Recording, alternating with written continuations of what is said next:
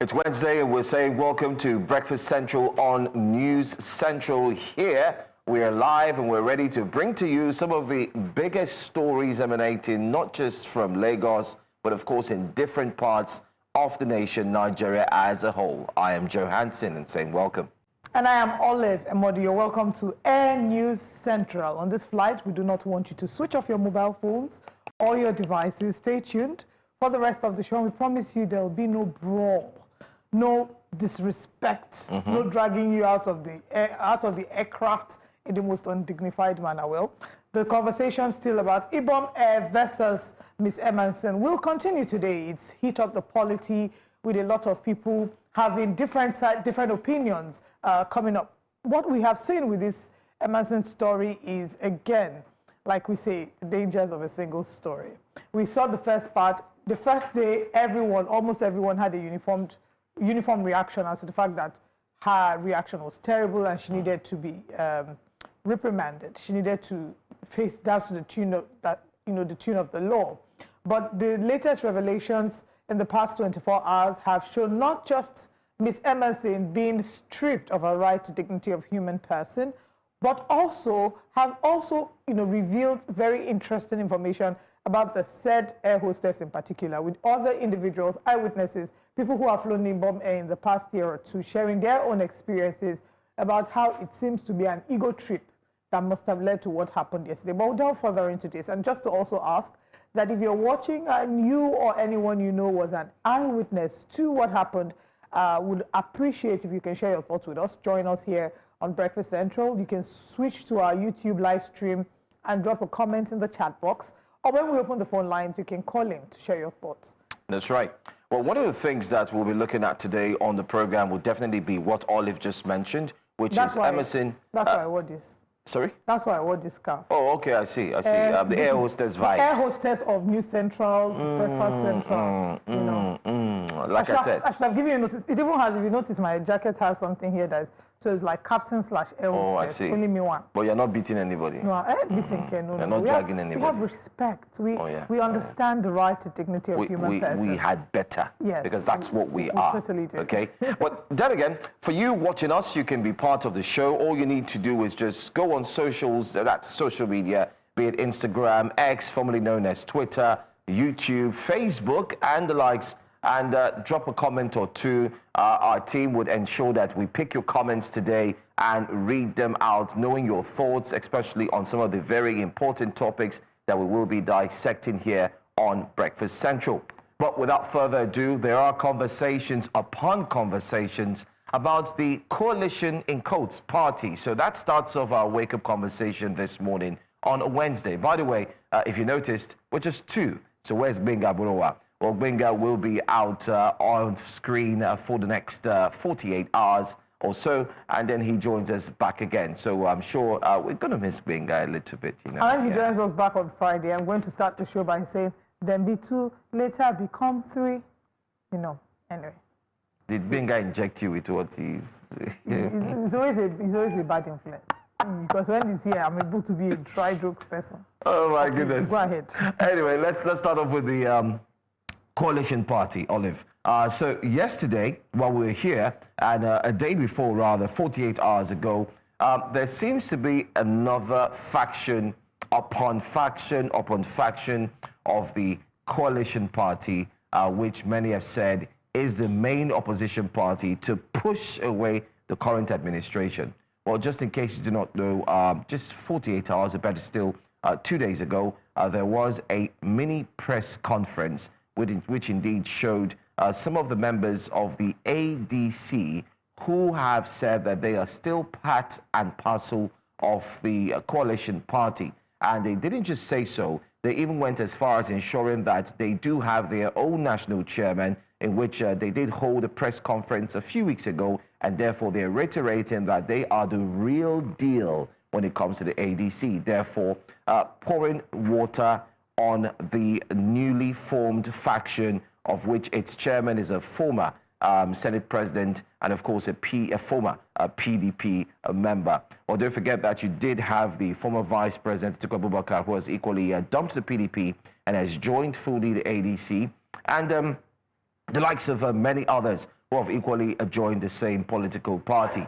But one person in whom many were expecting to equally dump the Labour Party and move fully to the ADC, Mr. Peter Gregory Obi, to actually do so in no time. Well, he hasn't done that. He hasn't dumped the Labour Party. But he did speak, and there's a video that circulated online that showed Mr. Peter Obi speaking at a gathering where he did make mention about his full support to the ADC, therefore trumping up a little bit of confusion as regards to what's really happening. Is he still part of the Labour Party, or is he really leaving the Labour Party and moving to the ADC? But let's take a look at the video. Don't take my word for it. Listen. Because of the problem, the representation in our assembly, where nobody can leave his party after election. Exactly. If you want to change party, do it during election. After election, you must stay there. If you vacate, they replace the person. Exactly. Wow. Very correct.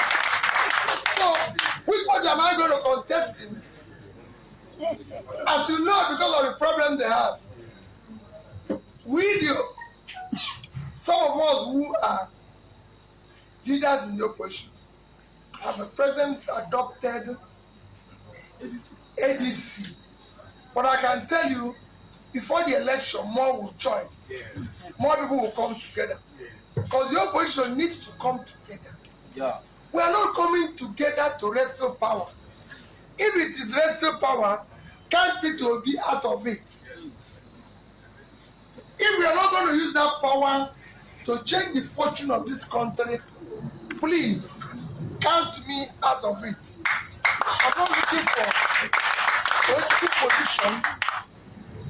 I'm not desperate to be president of Nigeria. I am desperate to see Nigeria change. I live in a changed place. And I tell people that. I live in a place that work. I've been to schools. People have asked me questions. Peter, why did you go to all these schools? I went to them because I wanted to know where those people who went there have different brains. So as we advance now, we have adopted ADC for 2027 election. Okay. We are still battling to take over Labour because that's the right thing. There was nothing wrong. What was wrong in Labour is that we find out that people abandoned what we were trying to build into transaction. Yeah.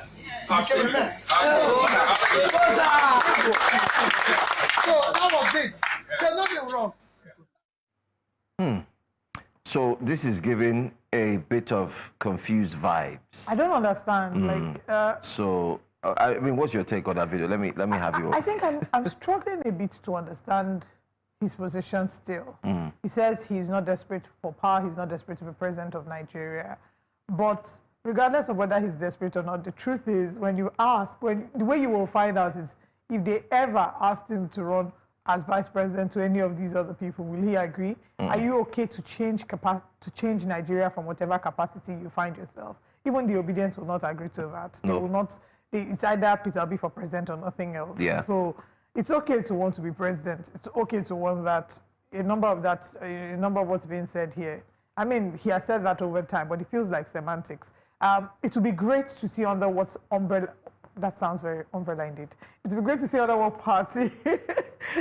Well, the umbrella we hear is trying to lure him back, but it would be great to see what party he actually contests under. The Labour Party, at the point, I don't know if they understood the influence. I mean, they knew the influence that Peter Obi brought to the party. The Labour Party was already existing before Peter Obi, yes, but it became much more relevant when Peter Obi joined the party with the obedience movement.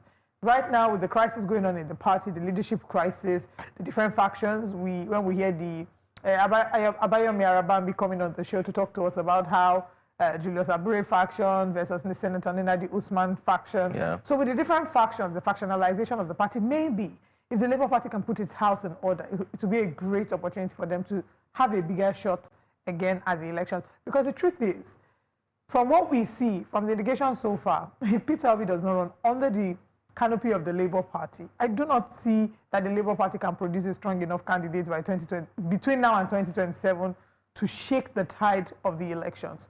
But then again, politics is like football. They say never, anything can happen. Until last minute. We didn't see Peter Obi coming. Peter Obi was the one that they said they never see me coming. Yeah, so yeah. maybe they would have some tricks up their sleeves that we're yet to see. Yeah.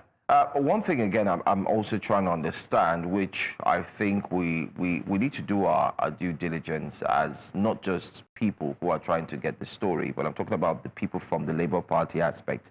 I think they owe Nigerians maybe a 10-point agenda or statement stating categorically what the aim is. And I'll tell you why I say so. The aim for Mr. Peter Gregory. Now, we know that he says so when he you wants say the Labour Party, are you talking about Julius Abure's faction? No, so you see, that's where the problem comes in now, Olive. That's what I'm saying from the Labour Party itself. Because why am I saying this? Let me explain. In that video, he's saying that if the coalition is not about change, he's not interested, meaning that he's going to remain with the Labour Party. Now, the Labour Party, on the other hand, is saying that we don't want him. The Julius Abure faction of the Labour Party say we don't want him. The Nenadi Usman faction of the Labour Party has, as far as I'm concerned, have been quiet in the past few weeks or so, apart from the press conference they had, where they had Governor Alex Oti, Senator Nenadi Usman, and the likes, where they had, sat together and decided that, listen, let's sheath our swords, let's come together, let's work for the good. The confusion here is what we're trying to sort out, Oliver. The confusion simply is this. Is Mr. Peter Gregory Obi running as president, presidential candidate under the ADC or under the Labour Party? Because that conversation is two in one. One, he says, oh, if they're not about change, he's not going to join them. So where do you stand? But then again, people will say it's too early for a call. Let's wait till it's an election cycle when it starts properly, and that's like next year. So maybe there will be proper decisions. Another thing I also want to highlight here quickly is that, is the ADC a vehicle for confusion? And I mean to ask that question. Is the ADC a vehicle for or of confusion? Because the ADC is packing too many politicians. And like Mr. Peter Obi said more people will join. What are they joining the ADC for? Are they joining and abandoning their political parties and then coming on board? Or are they joining while they want to remain with their political parties? Because now we did see some people say, I'm going to pull a wiki, I'm going to remain with my political party, but I'll still join the ADC. Okay, you're joining as what? What if they do not pick Mr. Peter Obi as their presidential candidate? Is he still going to give the ADC the full support like he has mentioned? Or is he just going to focus on the Labour Party? And the other question is, if he's going to focus on the Labour Party, is he going to expect the ADC to now give him the support if he remains with Labour Party? So it's a bit, it's neither here nor there. I think they need to sort it out clearly so that it's a clear cut. And that's why I said we need like 10, clear lines that, oh, listen, this is what we're about to do. This is who we are. This is where our support is. Should in case this doesn't work, this is where we are going to be. But I know now it's politics. You can't say that. You can't really say that because you do not know if the ruling party would indeed capitalize on that. But there's there's lots happening behind the scenes. Exactly. When it comes to politics and politicians, there's a lot that goes on behind the scenes that we don't see. But I believe that in the coming weeks and months, we'll get to see what the true picture is. Absolutely. But I'm sure that we have reactions to that video. And if we can put up some of the reactions before we move over to our next story. Again, this time around from Apostolos, it says, Obi is an opportunist, always on the fence, too dull to take sound economic stances, and too corrupt to commit to fighting corruption. He wants power so bad that he could do to Nigeria what he did to Anambra. Please, what did he do to Anambra, Apostolos? Okay, Blunt Crazy, interesting name, says, the consistency of Peter Obi is stunning. Peter Obi is simply saying that he can abandon the coalition if all they care for is power grabbing. You guys should note that if all you care about is power grabbing, please forget about Peter Obi. Okay. So where's he going to go to? He's the real Peter. No, he's real Peter. Can't be trusted. He just attended meetings with PDP, smiling. Wow. Smiling like the people who exchange favors for sexual favors for money. Back to ADC doing same. He's also in Labour Party. What a disaster of a person. Thank you. Thank you. So, Olive, this is what I've been saying. This is what I've been saying all the while. That will happen. The confusion is too much. That's why I said they need to put out a 10-point statement that, listen, I'm in Labour Party. It could come from Peter, it could come from Labour Party. This is what we're doing. This is the plan. Because if I were a follower of Peter Obi now, I'm not.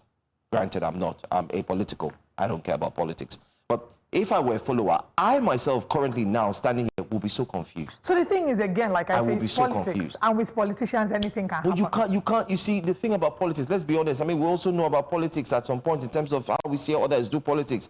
Donald Trump was straight and focused to the point and said, listen, this is where I'm going to. Republicans, this is where we are going to. MAGA, let's go, make America great again. This is our agenda. And he's carrying out the agenda. It's obvious. The followers are saying, yes, he's living true to what he said. In the coming weeks, I'm sure that we'll get a clear stance as to where... In this case, I'm here today. Oh, no, the waters are too hot. Oh, no, you know, where are you?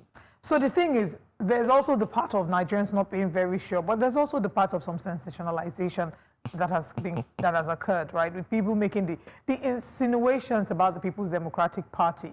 He's never publicly given off a verbal impression that he's moving to the PDP. It's just people speculating, saying he would be a better choice, especially now. They want him. They've offered him to come back. PDP think he'll be a great choice. They think Jonathan will be a great choice. So that's a lot of media speculation that's been going on, political speculation. But I'm sure that in the coming weeks, we'll get a clear picture as to what exactly is going on, where the next steps are for Peter Obi and the obedience. They've shared their thoughts. They've said that they're not about power grabbing, that they're about changing the country. The only confusion there is because the majority of Nigerians perceive the ADC as an agenda for power grabbing, because if you're so mandates... Aggrieved politician. Well, they say it's for aggrieved, but what Nigerians see is a coalition of strong voices in Nigeria's political space coming together to kick out the administration of the day. And that looks like power grabbing. So it feels like 12 dozen potato, tomato semantics. But again, let's move on now to our next story. And this is one that we've been talking about for the past 48 hours, from Kwam 1 to Kwam 2. And now we have report that the police has received the NCAA petition against Kwam 1. Bear in mind that yesterday, at the time when Comfort Emmanson had been, of course, brought before a court, thrown into prison in Kirikiri, and is awaiting a hearing in October, Kwam 1 had not gotten any form of police reprimand. The speed with which Comfort's case was handled brought Nigerians to the conclusion that justice is selective. Now, as a result of this, people started to talk and say that what is good for Kwam 1 is good for Kwam 2, and if Kwam 1 should have just done a simple apology video and is still walking scot-free, then this young woman should not be in prison, banished from flying locally and internationally, and that the charges, you know, that they brought up against her, they should have done something similar to Kwam 1, who, as a matter of fact, had terrorism. You know, he had basically had a sort of terrorism charge. That's what Nigerians should, you know, inferring that he would have. But then let's go back to the petition and take a look at the petition against Kwam 1. Yeah. If our producers can please project the petition so we can read it. Anyway, so you can see it says here, as IGP directs Airport Police Command to investigate, the Nigerian Police Force has received an official petition from the Nigeria Civil Aviation Authority over an alleged incident involving Wasiu Ayinde Marshal, popularly known as Kwam 1, is accused of engaging in unruly conduct that allegedly obstructed the safe operation of an aircraft in violation of the Nigerian Civil Aviation Regulations 2023, following a reported incident on 5th of August 2025 at Nnamdi Azikiwe Airport, Abuja. In response to this, the Inspector General of Police, IGP Kaide Adeolu Egbetokun, has directed the Commissioner of Police Airport Command to immediately commence a thorough investigation into the matter to unravel the circumstances which led to the ugly incident and ensure justice is served accordingly. I don't know if we can scroll up. I would like to see where they dated it. It wasn't dated, but I believe that this was for yesterday, the 12th of August. It took a whole week, exactly, the 12th of August. It took a whole week, 1 whole week for the Nigeria Civil Aviation Authority to write a petition to the Nigerian police asking them to investigate. 1 whole week. However, in similar conditions, Kwam 2, Comfort Emmanson, it took her less than 48 hours. Less than 24. To be on the safe side, I'll just say less than 48 hours. It was even backdated, though. Less than 48 hours. You've seen the documents in the public that the date was wrong, meaning that it was even backdated and prepared down. So, like what? My question is, if there wasn't as much of a public outcry as there was against how Comfort Emmanson was treated, will the NCAA have issued this petition against Kwam 1?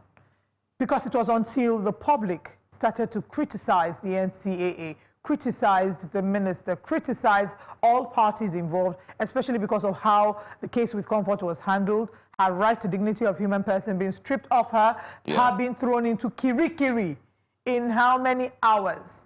Whereas Kwam 1 did the same thing. And we see here, if you look at it, you can see the charge sheet. It says, to each and all of the officers of the Nigerian police and to the superintendent of Kirikiri prison, Comfort Bob, hereinafter called the defendant, being brought before the High Magistrate Court of the Ikeja and the High Magistrate Magisterial District sitting at Court 17, Ogba, charged with having assault and willfully damaged, punishable under Section 4, subsection 2, 170, subsection 1, paragraph A and B, 350 of FAN bylaws. I mean, they just basically, and then if you can scroll down a little, you will see that her hearing was adjourned until the 6th day of October 2025. On that day, you and the said police officers or the said superintendent are hereby commanded to convey him or her before the High Magistrates Court of Ikeja. Now look at the date. They said this 11th day, what a short job. Of October. What a so short even the police that accepted this, even the police did not look at the date. And then they now docked the lady. They now locked her up. They said it's 11 days. I mean, so first of all, this is such a shoddy job, shoddy charge sheet that was done. Olive, guess what? Someone will come and deny this now. Referencing the fact that it was done forced, it was done hurriedly. There wasn't any attention to detail paid. Now, I don't have a problem with assault because she did assault people. That was the charge, a very strong charge against her. However, the charge against Kwam 1, if we go back to the letter, the investigation, I'm hoping that, we will get to see the charge sheet for Kwam 1 as well, because he should have his day in court. If he doesn't have his day in court... The charge sheet ought to have come out since, before this one. So the charge sheet, because they didn't take him to prison. That's what I'm saying. If they had they didn't take him to court. If they had taken him to court, the charge sheet will have come out. I'm very glad that today on the show, we're having the NBA president joining us to dissect this story and give us certain perspectives. Yesterday, in an interview, Mike Achimugu was answering a number of questions regarding this, and he said that the airline, for example, ValueJet in this case, had the right to decide whether or not to prosecute because that he heard that, ValueJet's owner and Kwam 1 are friends. Maybe that's why they decided not to prosecute, blah, blah, blah. So that's the flight. So that this one, it was Ibom Air that did the prosecution.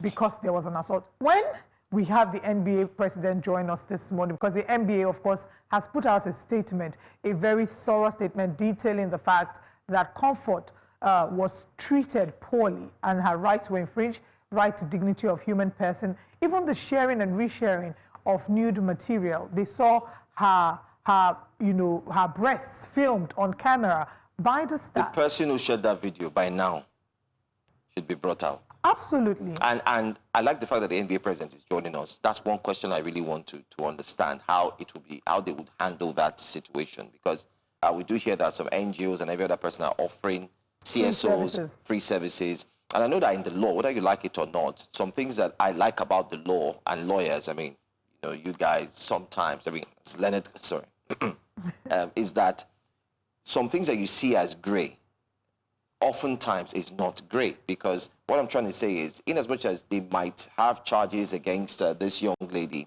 she would also get to win in other aspects. And we're expecting that she wins from the aspect of the video. Especially for me, I would uphold that video, that videoing and sharing, that individual. It's not even just that, it's the filming and sharing. One, and the fact that now other people have continued to reshare it. This has, in a way, tarnished her reputation, and she would have an issue against it in that area. And also the fact that she was not even given a chance for fair hearing. One of the principle of natural justice will be that a party must not be condemned unheard. How do you But then also again, attempt? we'll get to find out when he joins us. But let's quickly wrap Wake Up Conversations up by letting you know that in as much as INEC, even members of the All Progressives Congress have denied the fact that they have started political campaigns even out of schedule, because they're not supposed to start political campaigns now.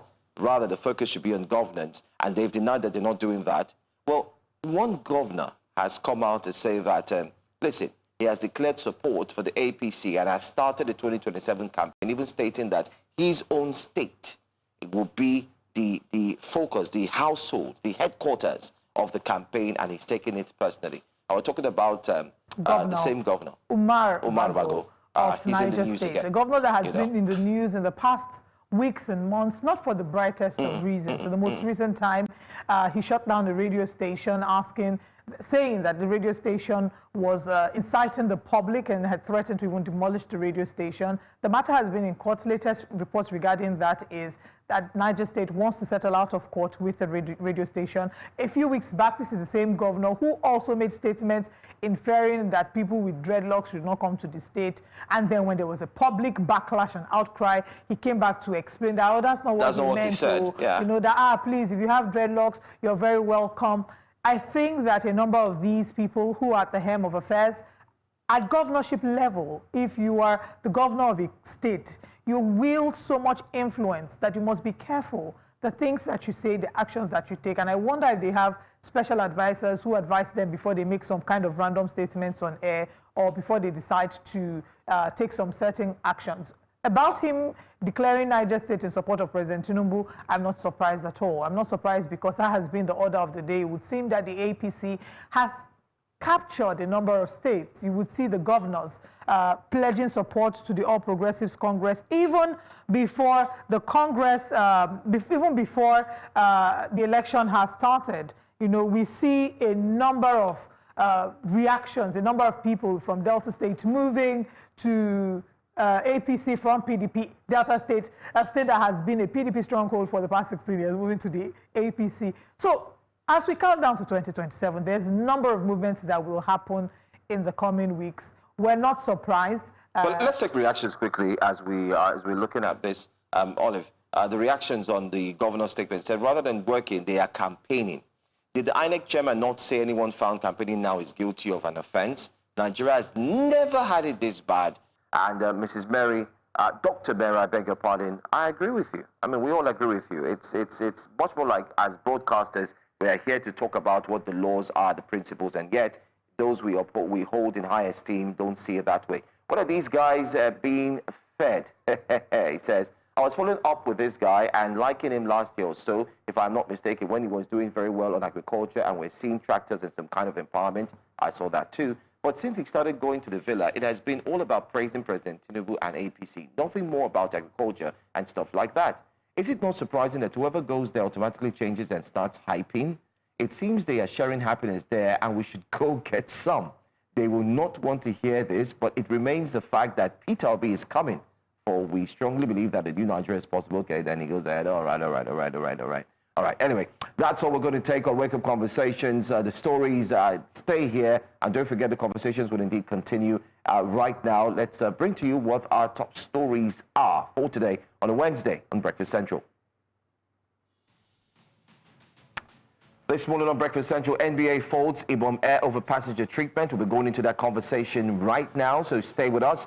Campaign begins ahead of 2027 elections. We just talked about it. Why? Let's get an insight into the reasons. And celebrating International Youth Day. Yes, are you a youth? We'll find out what it's like for you. Crude oil theft and insight, and of course, a journalist's perspective covering the inside stories. Plus, newspaper front pages. We'll be here at 9. Make sure you stay with us on Breakfast Central.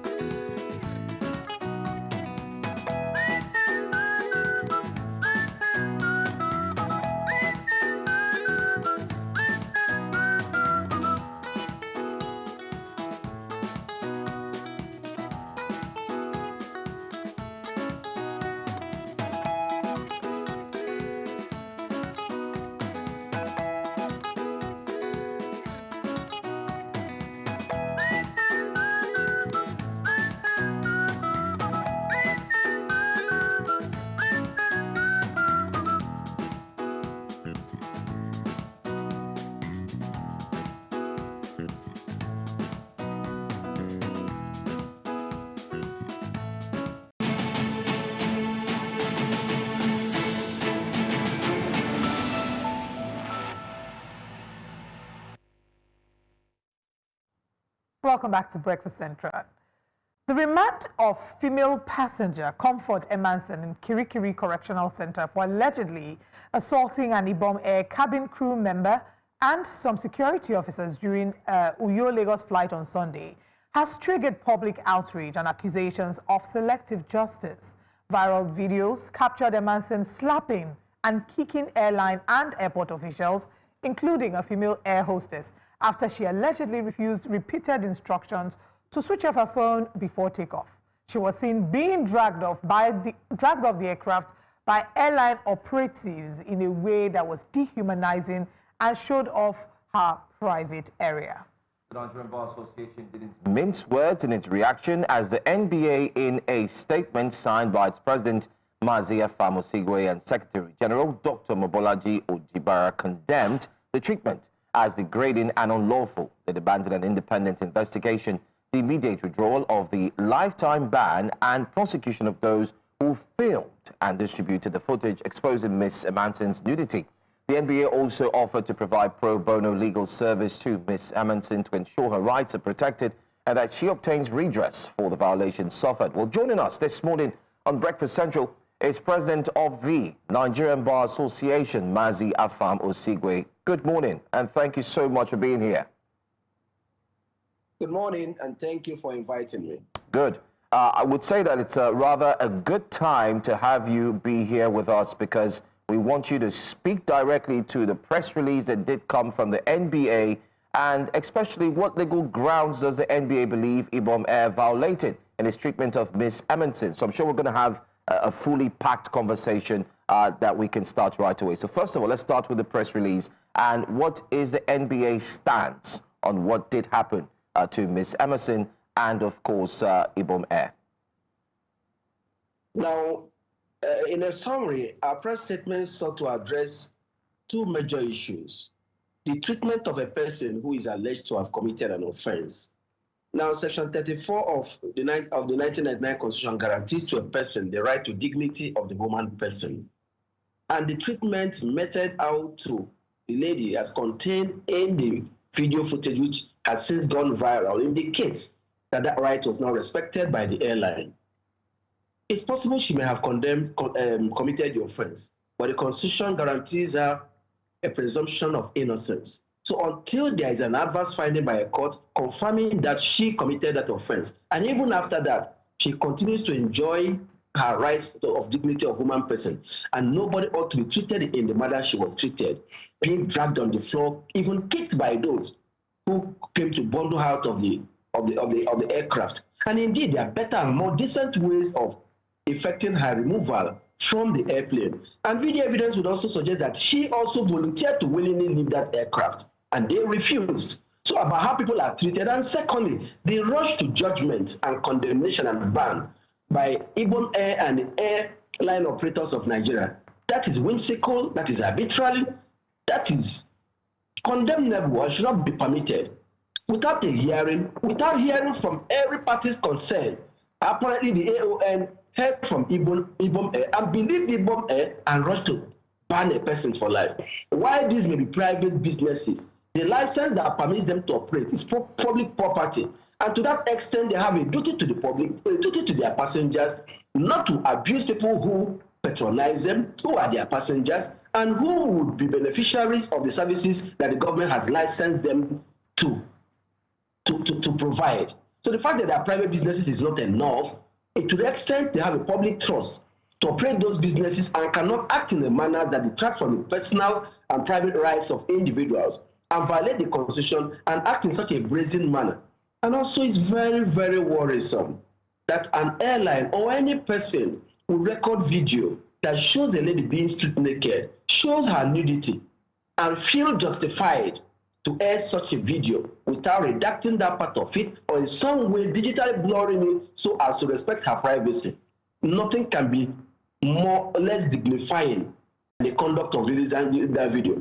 And if the airline claims not to have done it, we need to find out who did it, because it calls to question our respect for our laws, it calls to question our respect for the dignity of the human person and our decency and how to treat passengers who patronize whatever business.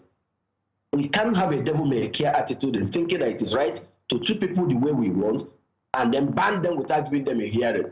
That is not the Nigeria we know. That is not the Nigeria that our constitution regulates and stipulates how things should be done. Absolutely. Definitely goes against the principle of natural justice. She cannot be condemned unheard. I have another question, but I want to push back on something that you made reference to, or just for us to dig deeper a bit. You referenced the fact that they made a video, posted her nudity without even cutting that part out.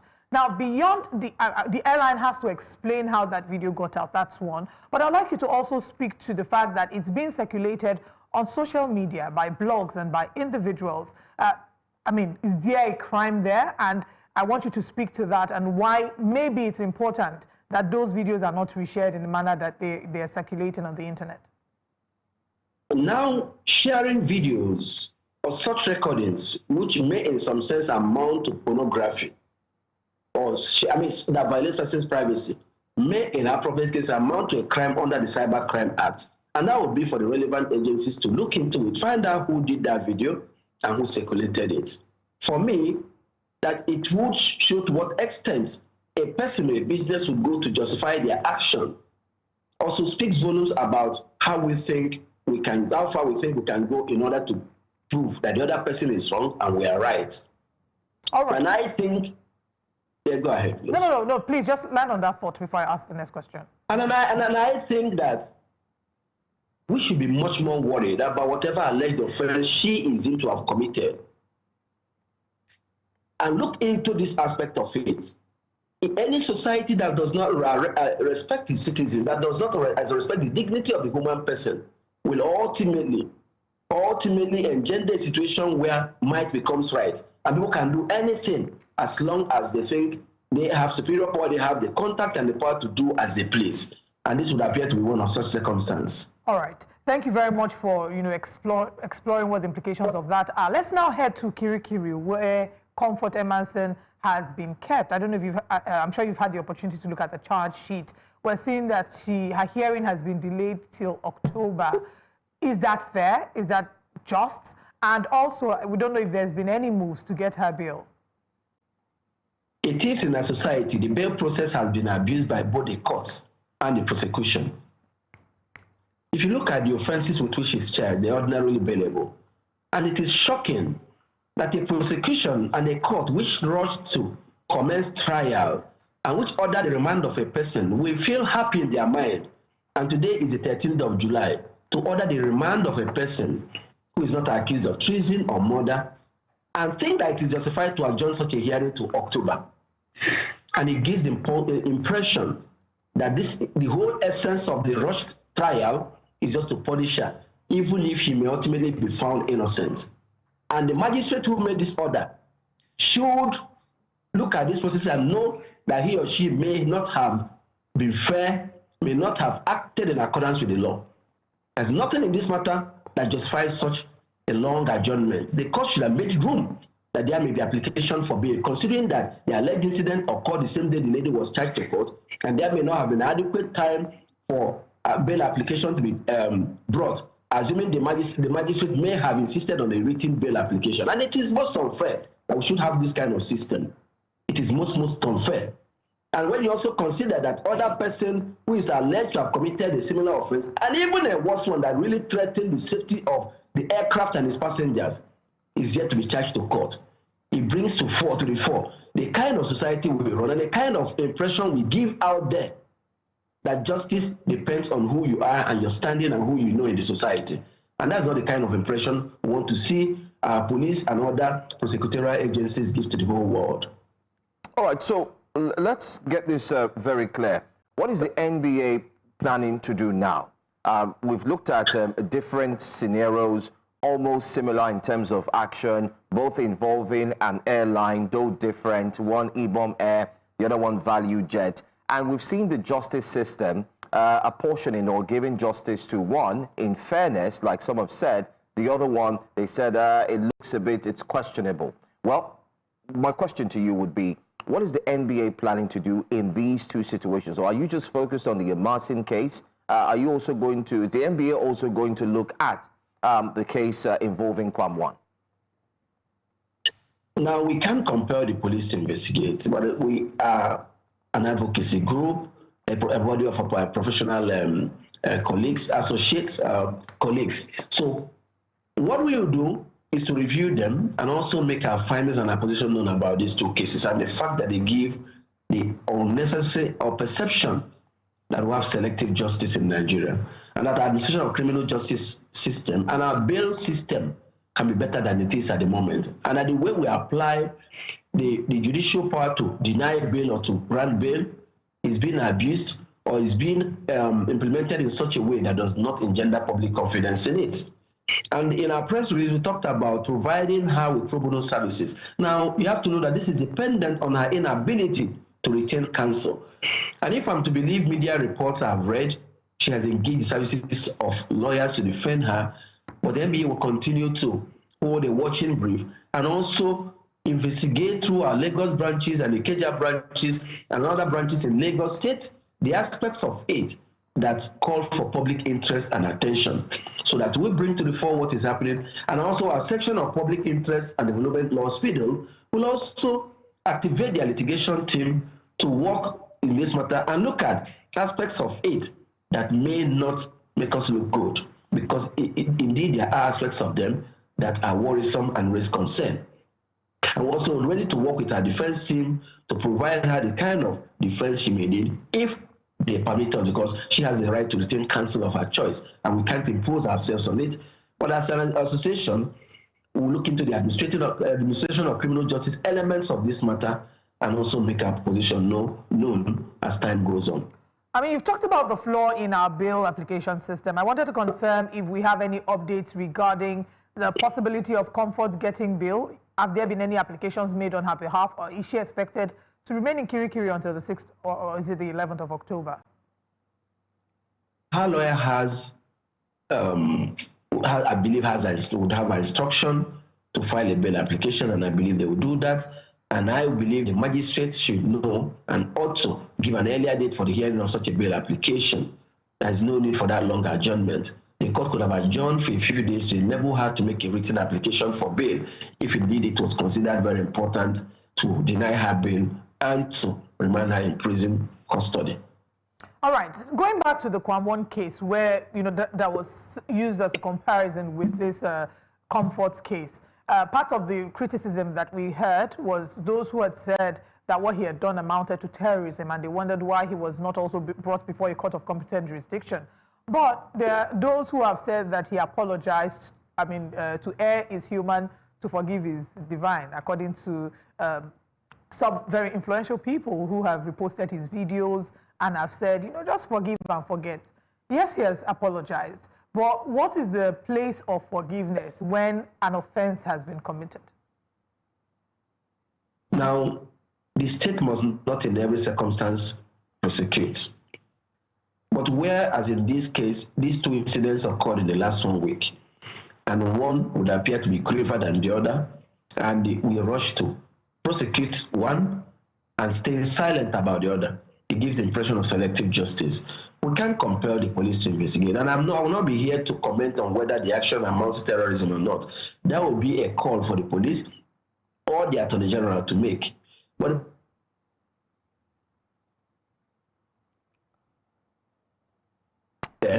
as it were, and one being rushed to court and remanded while one, and nothing is yet to be said about prosecution, gives the perception, the impression that our justice system is not even-handed. Whether the person apologized or not is a different thing. When people also plead guilty in a criminal matter, there's also some way of admitting and maybe apologizing in allocutus, what we call allocutus, which is done before the court sentences. It's not about the apology, it's about the fact that one was quickly rushed to court and remanded, where one would appear not to have been, no step has been taken to prosecute the other person. And this is what we are talking about. The perception, the appearance, with the right-thinking person looking at these two circumstances, believe the power of the police to prosecute has been fairly applied in these two circumstances. And the conclusion will be a resounding no. A resounding no. Okay. The document you have on the perception. Yeah. The document you have on the screen there, I don't know if you can see it. Yes, exactly here. we see this document and we seem to have questions about it. I mean, since you are a lawyer as well, that document is dated the 11th of October. Many have asked that, look at the date, look at the timing.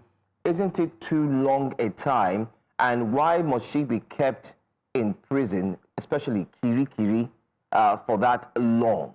Is it what the law would indeed accept, or would it be part of what the law indeed supports? We just want to clear the doubts of many who have asked this question, especially online. Is it right to keep her in prison up until this time?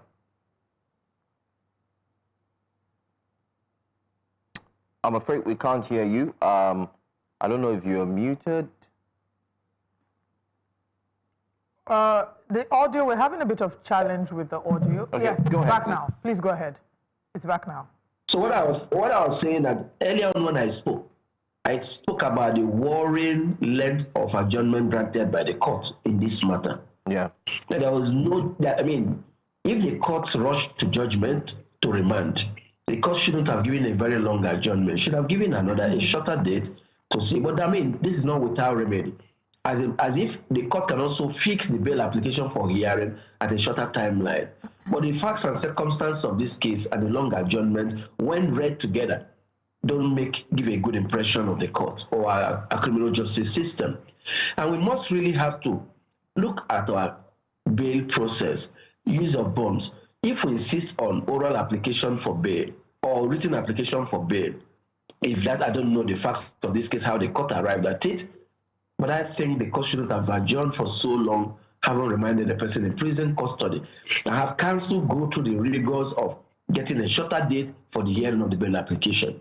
This court could as well have adjourned to 1 week or at most 2 weeks to give room for a bail application to be brought to consider whether this person should be released on bail or not. I just want to don't give a good impression. That's the point we're making. Okay, I want to follow up on that question as well. We're told that she's been banned for life. Does the NCAA and, of course, the flight have the powers to do that to an individual, a Nigerian citizen? My view of the top is that the airline operators of Nigeria does not have such powers. That will be for the regulatory body, the NCAA, to do so. And also the manner they rush to do the same, without even conducting an inquiry, without hearing from the lady, without, as it were, being seized of the full facts of the case, shows an arbitrary and whimsical act that violates her right as enshrined under Section 36 of the Constitution to be given a fair hearing. That is assuming that body has a power to give it. And all this portends is danger for the air traveler, who may be wrongly accused by the crew, an airline crew, and before you know what is happening, the person has been banned for life. No airline, no association should be allowed to wield such power, even if their members are the ones who own these airlines. I made that point earlier, that while these may be private businesses, they are regulated and operate under licenses granted by the law. And the exercise of the carrying on of their business must be in line with the dictates of the law. They cannot act and behave as if they are above the law or no law applies to them. So the live ban, the purported live ban, must be lifted and puts a shame on them, because they ought not to have acted in such a manner without a hearing. As we say, even in the Garden of Eden, God gave Adam and Eve a fair hearing before punishing them. If God could listen to us, even when God is all-knowing, how much more human beings, when they accuse others of having committed an offense? Why rush to judgment? If you think you're right, why not hear her? And also have the opportunity of getting the full facts of the matter before acting. That was very hasty, that was unnecessary, and violated her right to fair hearing. And that's not the kind of standard we want to hold up to the law and to the world or to our larger society. Absolutely. I mean, even here in Nigeria, laws provide that regardless of whatever crime you've been accused of, even if it's as grave as murder, you're entitled to representation in court, you're entitled to hearing your own fair day in court. So now, how do we guarantee that Comfort has fair hearing? I know that the NBA has been advocating for her. I had asked about the bail application, and I mean, you had made reference to her lawyer, but I know that the NBA is offering free representation for her. Will there be maybe an application or a conversation that the NBA will have with her lawyer? Will there be a fresh bail application made? How soon? Do you have an idea how soon that will be made and what the next steps are? Because the longer she stays, we all know about the terrible conditions in Kirikiri prison. We've interviewed guests on the show who have had experiences, and it's the most dehumanizing experience that anyone should have. So the longer she stays, the worse it is for her. How soon are we getting on, beyond the conversations to actual actions to ensure that Comfort has her day in court and is out of Kirikiri prison? Well, I intend to speak with our lawyer this morning. A name has been publicized as the name of our lawyer, and incidentally, it's a person well known to me. And I know he's a very diligent lawyer who would have taken immediate steps to file application for her release. And I also believe that the court will be persuaded to hear that application for bail immediately. Nobody needs to go through what she's going through, and nobody needs to be condemned and dehumanized the way she's been dehumanized. And our court system should know that it is under watch. The whole world is watching to see what it does. And the courts need to act in a manner that gives public confidence and makes the whole world see that what you get from our court is not dependent on your status or whether you are rich or poor, but on a sense of fairness and an even-handed justice as stipulated by law and the Constitution. And so the NBA will continue to play a supporting role because she has retained counsel of her choice. We cannot impose ourselves on her. But this is a systemic thing. We have to work and observe the system and also ensure that the right things are done and that justice is served in this matter. All right. Thank you very much for joining us this morning, Mazi Afam Osigwe. We'll continue to follow up with the case. We look forward to having maybe a follow-up conversation when you've spoken with the lawyer, and the matter has been taken over by the NBA, and we look forward to seeing the progress in this matter. Thank you for your time with us this morning. Thank you for joining us. Thank you. Thank you so very much for having me. All right. Have a lovely. You too. Quite an interesting conversation to have. Reminds us again about the dangers of a single story, because when this story broke out, all of us, everybody was aggrieved, enraged by the videos that we saw, the reactions of Comfort being verbally, not verbally, maybe physically abusing and assaulting. And now we're seeing that there's another side there. We're hoping that we can dig further into that and have some follow-up conversations with the NBA. But now let's share with you what's coming up next on Breakfast Central. Coming up next on Breakfast Central, campaigns begins ahead of 2027 elections. We'll be celebrating International Youth Day 2025, the category I fall into and Johansson doesn't. Federal government speaks on livestock feed shortage. Stay with us for all these and more.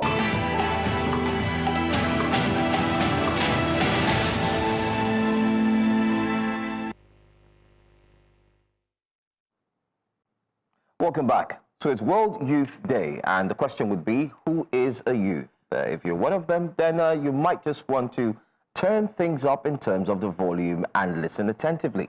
Aside that, if you're not a youth and you are a parent and you do have children who are youths, well, you just might want to pay more than the usual attention so that you can get to hear what we do have in store for you. Now, this year's theme is local youth actions for the SDGs and beyond. And we do have two fantastic and amazing guests who are joining us to have this beautiful conversation and what they have in store. First, we do have Abiodun Owo, Program Manager, Aspire Coronation Trust Foundation. Thank you so much for being here. Thank you.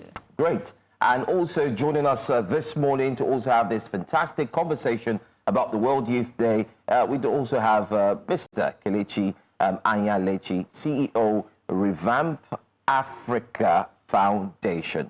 Thank you for being here. Thank you for having me. Great. So I'm happy I'm a youth, even though my colleague at the other end... You're not a youth. Let's not embarrass Even though my colleague at the other end is not. Olive, you cannot tell me what I am. Exactly. You understand? You identify as a youth. I'm a youth. Yeah, identify as a youth. I'm So young. you both are youths as well. Okay. Okay, all right. Let's have a useful conversation. Let me start off with the lady. Why is the International Youth Day particularly significant, especially for young people across Africa? Okay. So I'll start by, drawing our attention to the fact that Africa has a peculiar demography. So if you see our continent, of all the continents in the world, Africa has the youngest population. So you find, if you look at studies, you see that like 60% of Africans are actually below the age of 25. So we have a teeming population, and what that holds for us is the fact that, in terms of productivity, our workforce, in terms of innovation and creativity, you find that, amongst young people. And you see young people doing a lot of creativity around, like we've talked about SDGs, you see in education, in health, in environment. And this kind of days actually draw attention to the kind of things that they are doing. Young people are doing great stuff, championing campaigns in environment, climate action, health, leadership. And days like this, we get to, put a spotlight on these kind of, activities, and also to draw more attention to the fact that our government, the private sector, and even the non-profit sector, the social sector like us, need to continue to make a case for continuous investment in young people, because really they are leaders of today, of course, and tomorrow. Absolutely. I mean, young people are the backbone of our economy. They're a key tool for transformation. So we can't stop talking about investing in our young people. Kelechi, why is this significant? Which is sort of similar to what she answered. And how would you say that International Youth Day is typically being marked around the world? What are the sort of things that happen to mark International Youth Day? Well, for me, we see the day as it's a very important day because it brings that level of consciousness to us. We're able to see the fact that these young people are the future. We know that already. But there are so many activities that go on such days all over the world. There are a lot of engagement that are done. A lot of times you even have social impact projects that are being implemented and driven by these young ones. So it has sort of brought that awareness to them, letting them know that they have a major stake in social development, whether locally or on a larger scale. So that's one of the things I know it has helped to do. That consciousness is there, and it doesn't just end with the day. It's kind of just stirs it up for them, and then you find that in the course of the year, there are several things being done, several conversations being held to just let them understand that truly you have a seat at the table. Right. Having a seat at the table is very important. And I think that sort of ties into the theme for this year, which says local youth actions for the SDGs and beyond. The SDGs have started to sound very fancy, right? Lots of action has been made. When you look at the 17 Sustainable Development Goals and the targets, the work that organizations and individuals have done to ensure that we achieve these SDGs. But let's now come back to talk about what the theme signifies for Nigerian youth, for African youth. Okay, so the word there is action, and that's why I love it. It's not just about just having conversation. It's being able to act, being able to do something, at several levels, and that's what, as I was saying earlier, that has happened. So we understand the fact that these young ones are very important. Let me bring it in terms of action. Young people, when we say this gap where age, we're saying it off camera, we're looking between about 18 to 35. This is a very important time where character is being formed within themselves. They are making very strategic decisions that affect both their now and in the future. So by coming together to see that I can make a change early. If you look at our history in Nigeria, we found out that even with leadership, we had many people who take up leadership responsibilities in Nigeria at the federal level, maybe as presidents, as governors, at a very early age. We don't see that happening so much now. But you see, what part of what this is happening is that I'm using just one of the SDGs and seeing what with education. People are getting more aware that you have a role to play. There's a lot you can do. You can contribute. There are different sectors, whether you're dealing with energy, whether you're dealing with water, you're dealing with sustainable environment. There are 17 critical areas, but what is important is you can plug in somewhere and you can be vitally involved in making a difference. How about the practicality of that? Because it looks like 2030 is around the corner. Yeah. Right? Yeah, it is. 5 years from now. A number of these goals we keep saying, goal 1, goal 2, you're talking about gender equality, we're talking about zero poverty. So there are a number of these goals that look, and not just look, are very important. But what's the practicality of us achieving them by or before 2030? What needs to happen? No, but if you look at where we're coming from, a lot of progress has been made.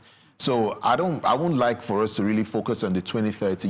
These things are just created to give us some planning in, so that you can not just work, when you're setting goals, if you don't put timelines, there's nothing to it. So a lot of progress have been made.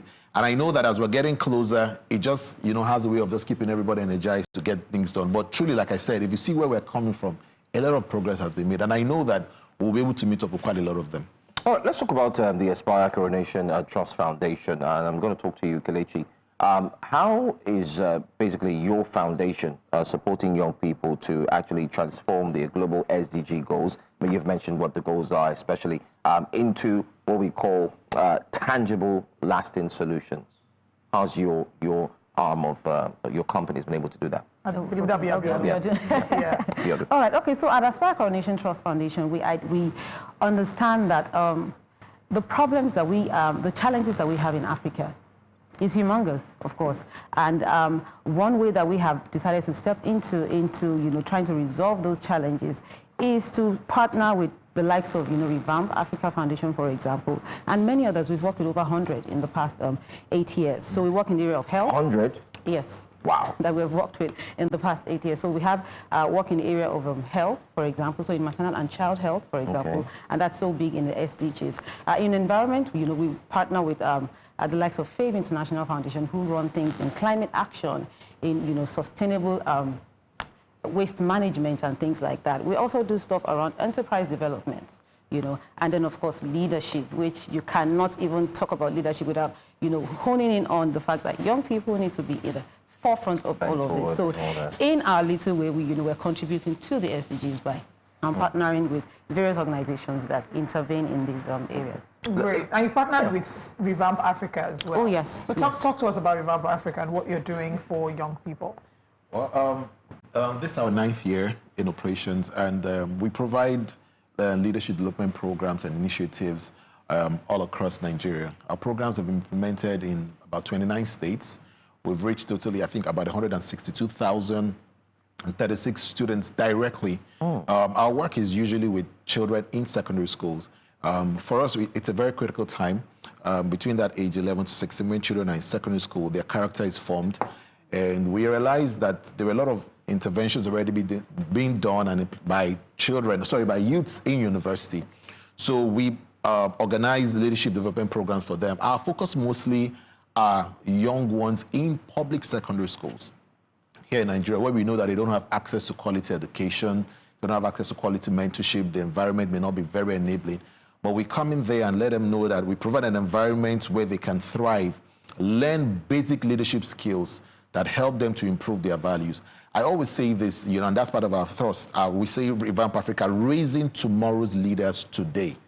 So the leaders of the future, the leaders we have today in government, in both the private and public enterprises, were once young people. And so through Revamp Africa, we are able to shape them by implementing value-based leadership programs to help them see how not only learning, but they are also being able to create solutions as leaders. We are able to find problems and you're able to identify them. So some of our programs, and we're not just teaching them, we're getting them involved in seeing how they can start early to solve problems within their school environment and their school communities. All right. I think that's brilliant. And it's very important, leadership, giving them opportunity to see themselves, not just being seen, but also being heard. And I'm sure that that's something we'll talk about. But I want to talk about infrastructure, investment funding. What funding gaps exist, where we're looking at investing in young people? What are the areas that you would see? And I'll bring that to you, Abiodun, what are the funding gaps that exist? I think actually both of you should be able to answer that. Okay. So in terms of funding gaps, there has always been that gap. So there's, of course, financial and even non-financial, gaps that we have seen. So you don't find enough initiatives or support for young persons. Even when they are present, you see a lot of limitation. There's maybe some sort of rigidity in the structure or how they should do what they want to do. And you know that young people don't like to be caged at all. Young people like to be audacious. They like to do things, out of the box. Besides that, I think also non-financial support. So in terms of maybe technical support, mentorship, coaching, or even creating a community where they can actually strive and work together. It's not totally missing, but it's something that we need to also continue to work on, in Nigeria and, of course, in Africa as a whole. So financial support, of course, to keep funding their initiative. You have a lot of startups, a lot of potential that needs to be funded with money, but they're not getting enough money or as much as, as they would like to. And, of course, mentorship and coaching support. Yeah, I would say that we need more of organizations like ACT Foundation. And I say that because they've been supporting us for about 3-4 years. And for them, it's not just about the financial support they do. And that's what she was saying. There's both the financial and the non-financial support that comes in. Where I think there's a gap is that also that non-financial support that is required. So whether funding is available, you're able to let people understand how they can implement them. Yes, young people are audacious, you are creative, but you want to do something that is impactful, something that you can measure, something that can be really seen. And that's one of the great work I see that ACT Foundation has been doing over the years. And I would say that if we have more development partners like that come in and provide that kind of financial and non-financial support, we'll be able to do much more than we are doing, both here in Nigeria and across. All right, let's also look at the aspect of infrastructure. I mean, this could form a barrier, especially for you to want to grow and become something in the future. There's poor infrastructure. We also have conversations around the limited digital access. Yep. Oh, yes, that's very key. And then mentorship. In this day and age, we've seen a lot of persons become mentors to young ones, but it often seems like it's tailored towards just certain individuals. Not everyone has access to it. So the question would be, how does your organization, or how do your organizations rather, equip them to actually overcome some of these barriers, these challenges, and then overcome what they would actually have to face in reality? I'm going to start with you. Okay, so again, at ACT Foundation, of course, I have talked about our 4 focus areas, which is health, environment, entrepreneurship, and leadership. And I can tell you that our leadership bit is actually 100%, for young persons. So when we partner with organizations like Revamp, like we have a Junior Achievement Nigeria, for example, that, trains them to even start their own companies right from secondary school. You have the Brig Leadership, for example, that trains people in secondary schools, and the likes of things like that. We also have a special project that we run for people who are actually harnessing technology, to drive social change. We call it Changemakers Innovation Challenge. And because of the importance that we give to young persons, this year's edition is actually for young persons aged 18 to 25.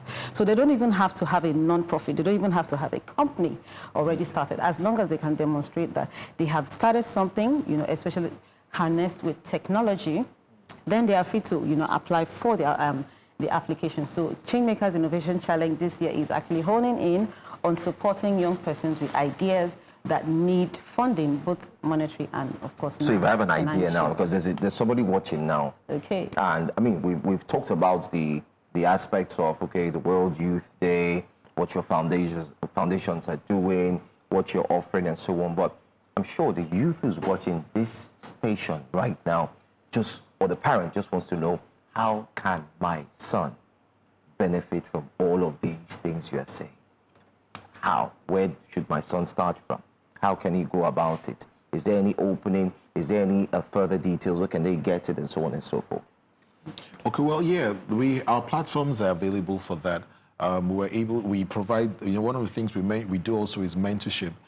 We work a lot of young people, and in some of our projects, we get to pair them with professionals, people in organizations who've worked. We've done a lot of work with some corporate partners. And what we do with them is we bring in their employees to come in to mentor these children, because they are like the picture of their future. And so over time, they're able to learn over a long period. And then that way, it gives them that opportunity. So if they come on our website, there's a place where they can go in and make contact, and then we can provide that. For infrastructure is also another aspect we're very big on. So when we began our projects, our leadership programs especially in public schools across Nigeria, one major thing we found was this. I mean, we've gone to schools where you see children are sitting on the floor. They just put two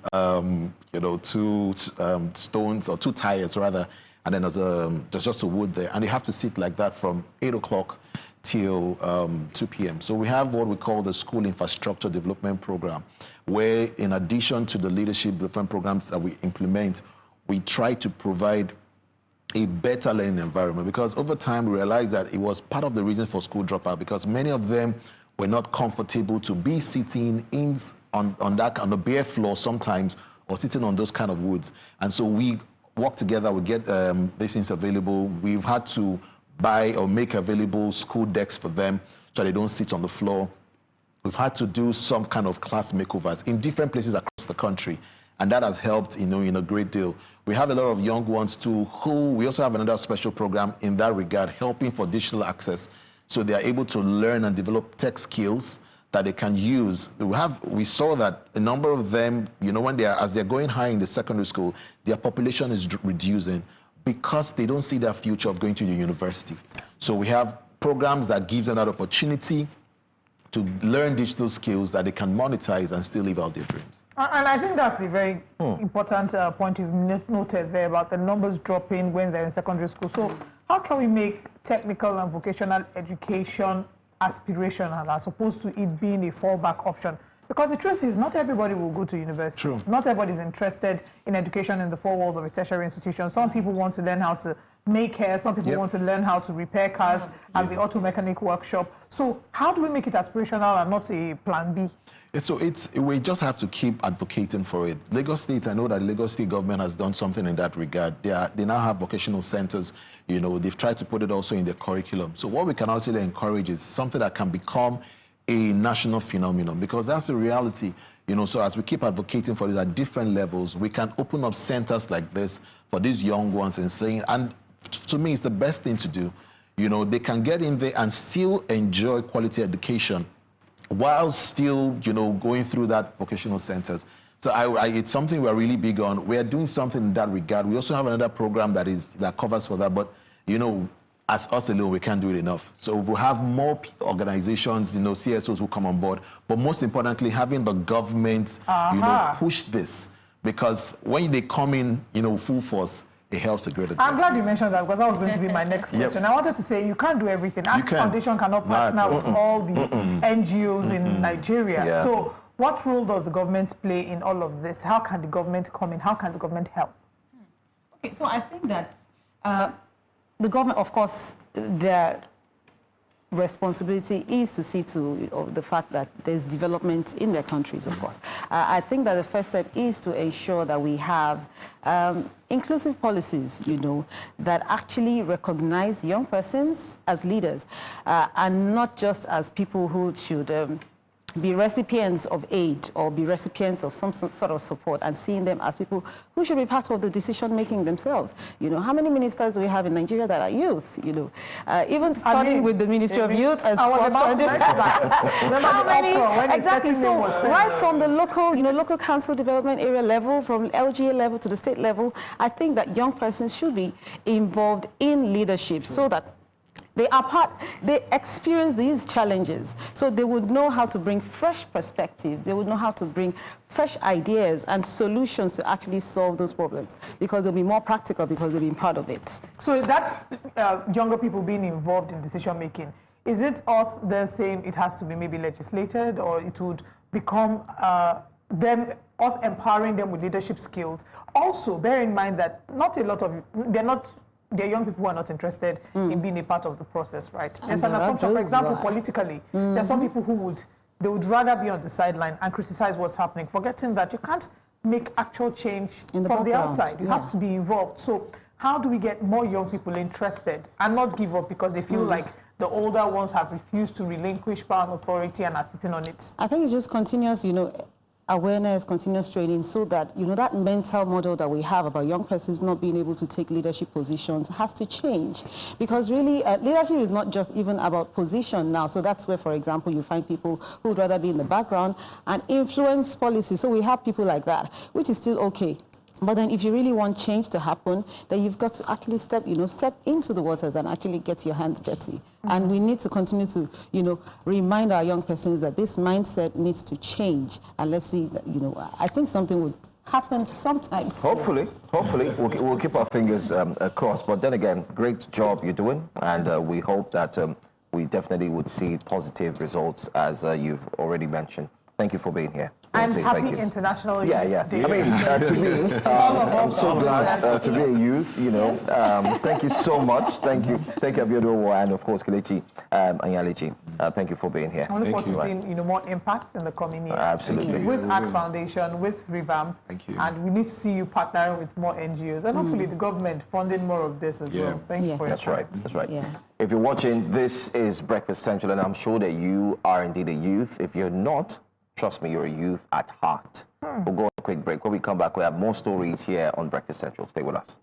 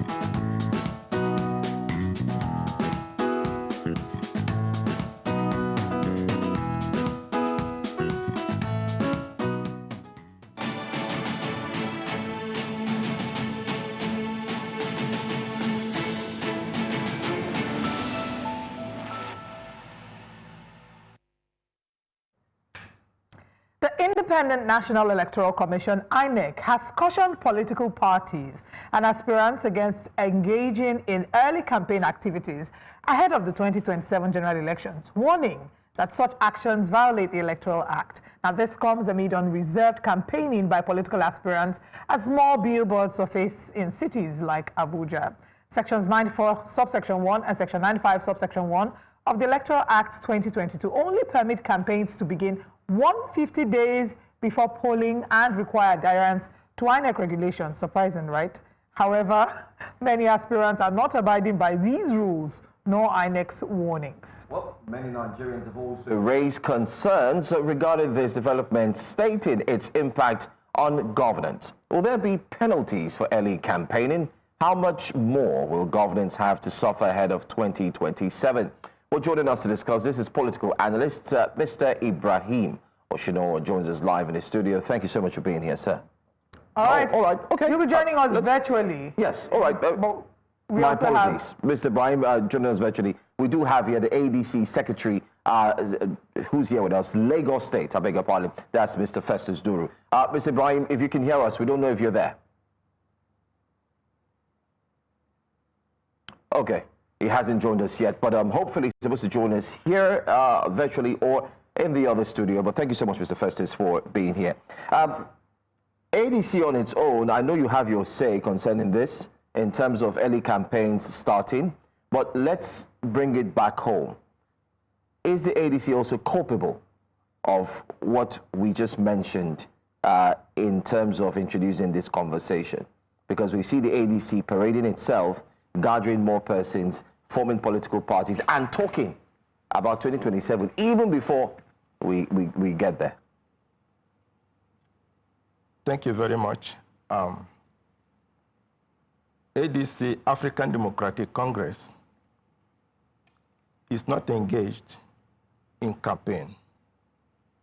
What the party is currently doing is receiving the coalition partners.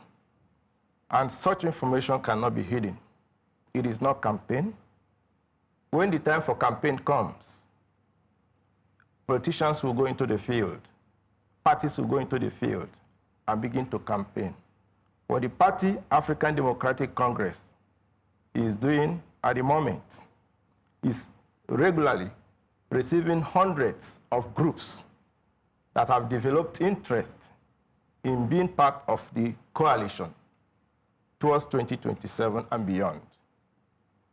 So to set the record straight, the party is not campaigning yet. When the time for campaign comes, the party will hit the streets, hit the communities, hit the entire airwaves as it's supposed to be.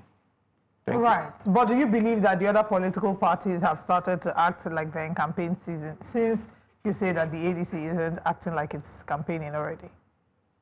Well, you know, it is not new that some politicians, or even some government, the first day government get into office, Some begin to campaign for the next election instead of taking time to work for the citizenry. For instance, this is August 2025.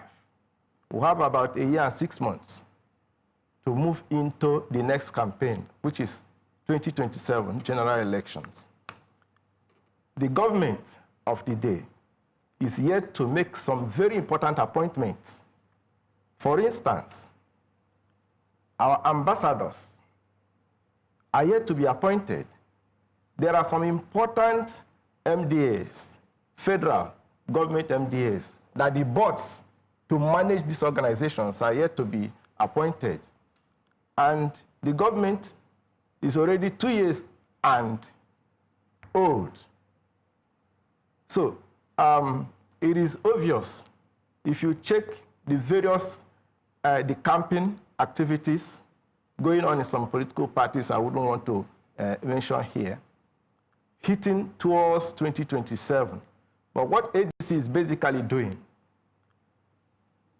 the party has accepted to be the platform for the coalition to give Nigeria the credible leadership, because ADC is known for people first programs.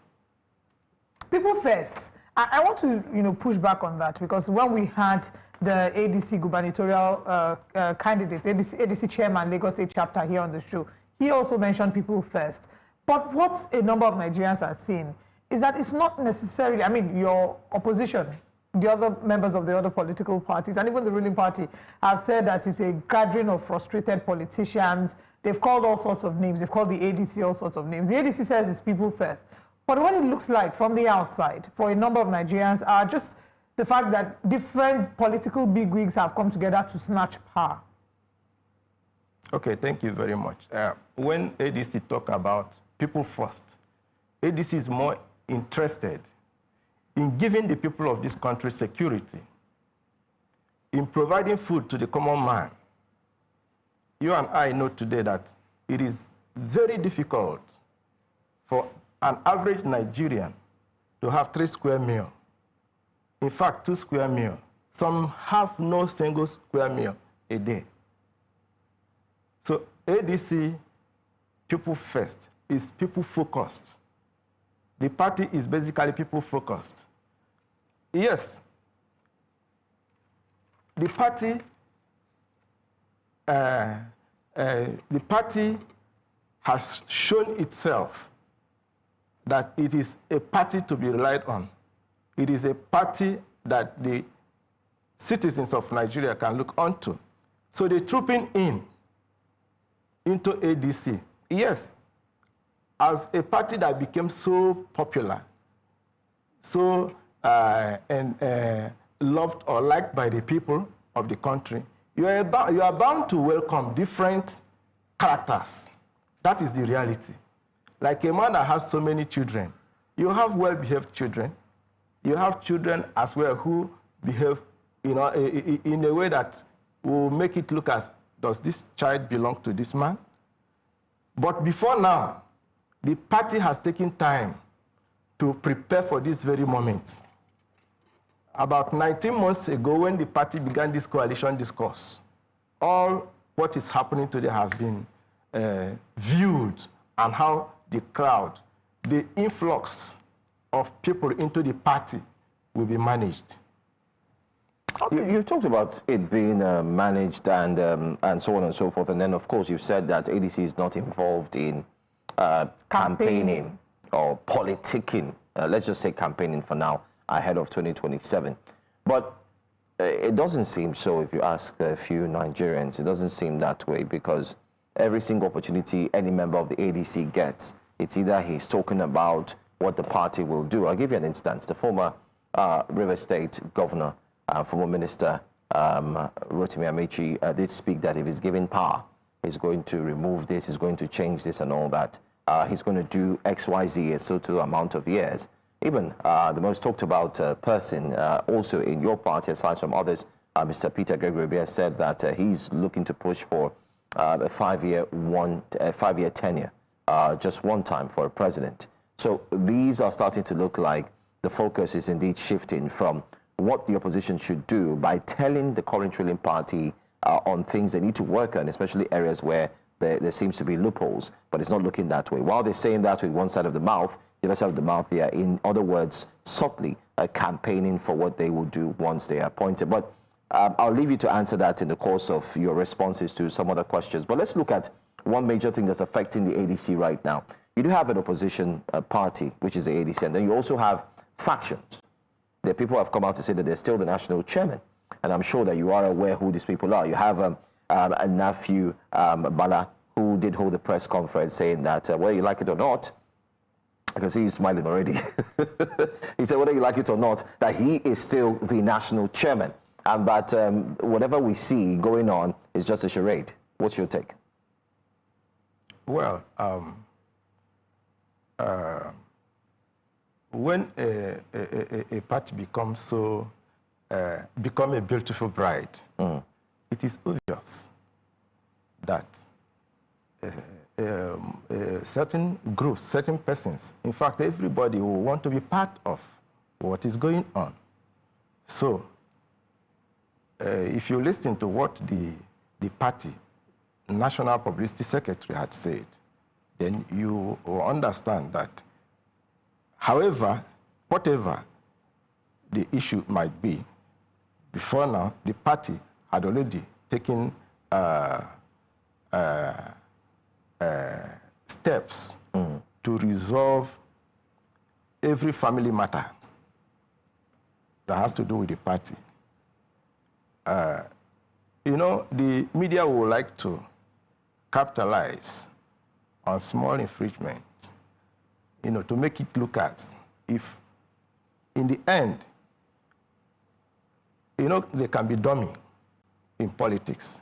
The party may decide to say this is dummy, and the people will jump on that dummy. And just like the way, if you watch the trajectory, how we got to this point in terms of accepting to be the party for the coalition movement, several bus stops, several stops were observed along the line, selling dummy to the larger population of Nigerians to avoid internal, you know, to avoid infiltration into the plans. Until that minute, when the party had concluded, before the party went on to announce that this is the party, or when the coalition partners had already concluded before the... But were other party members displaced?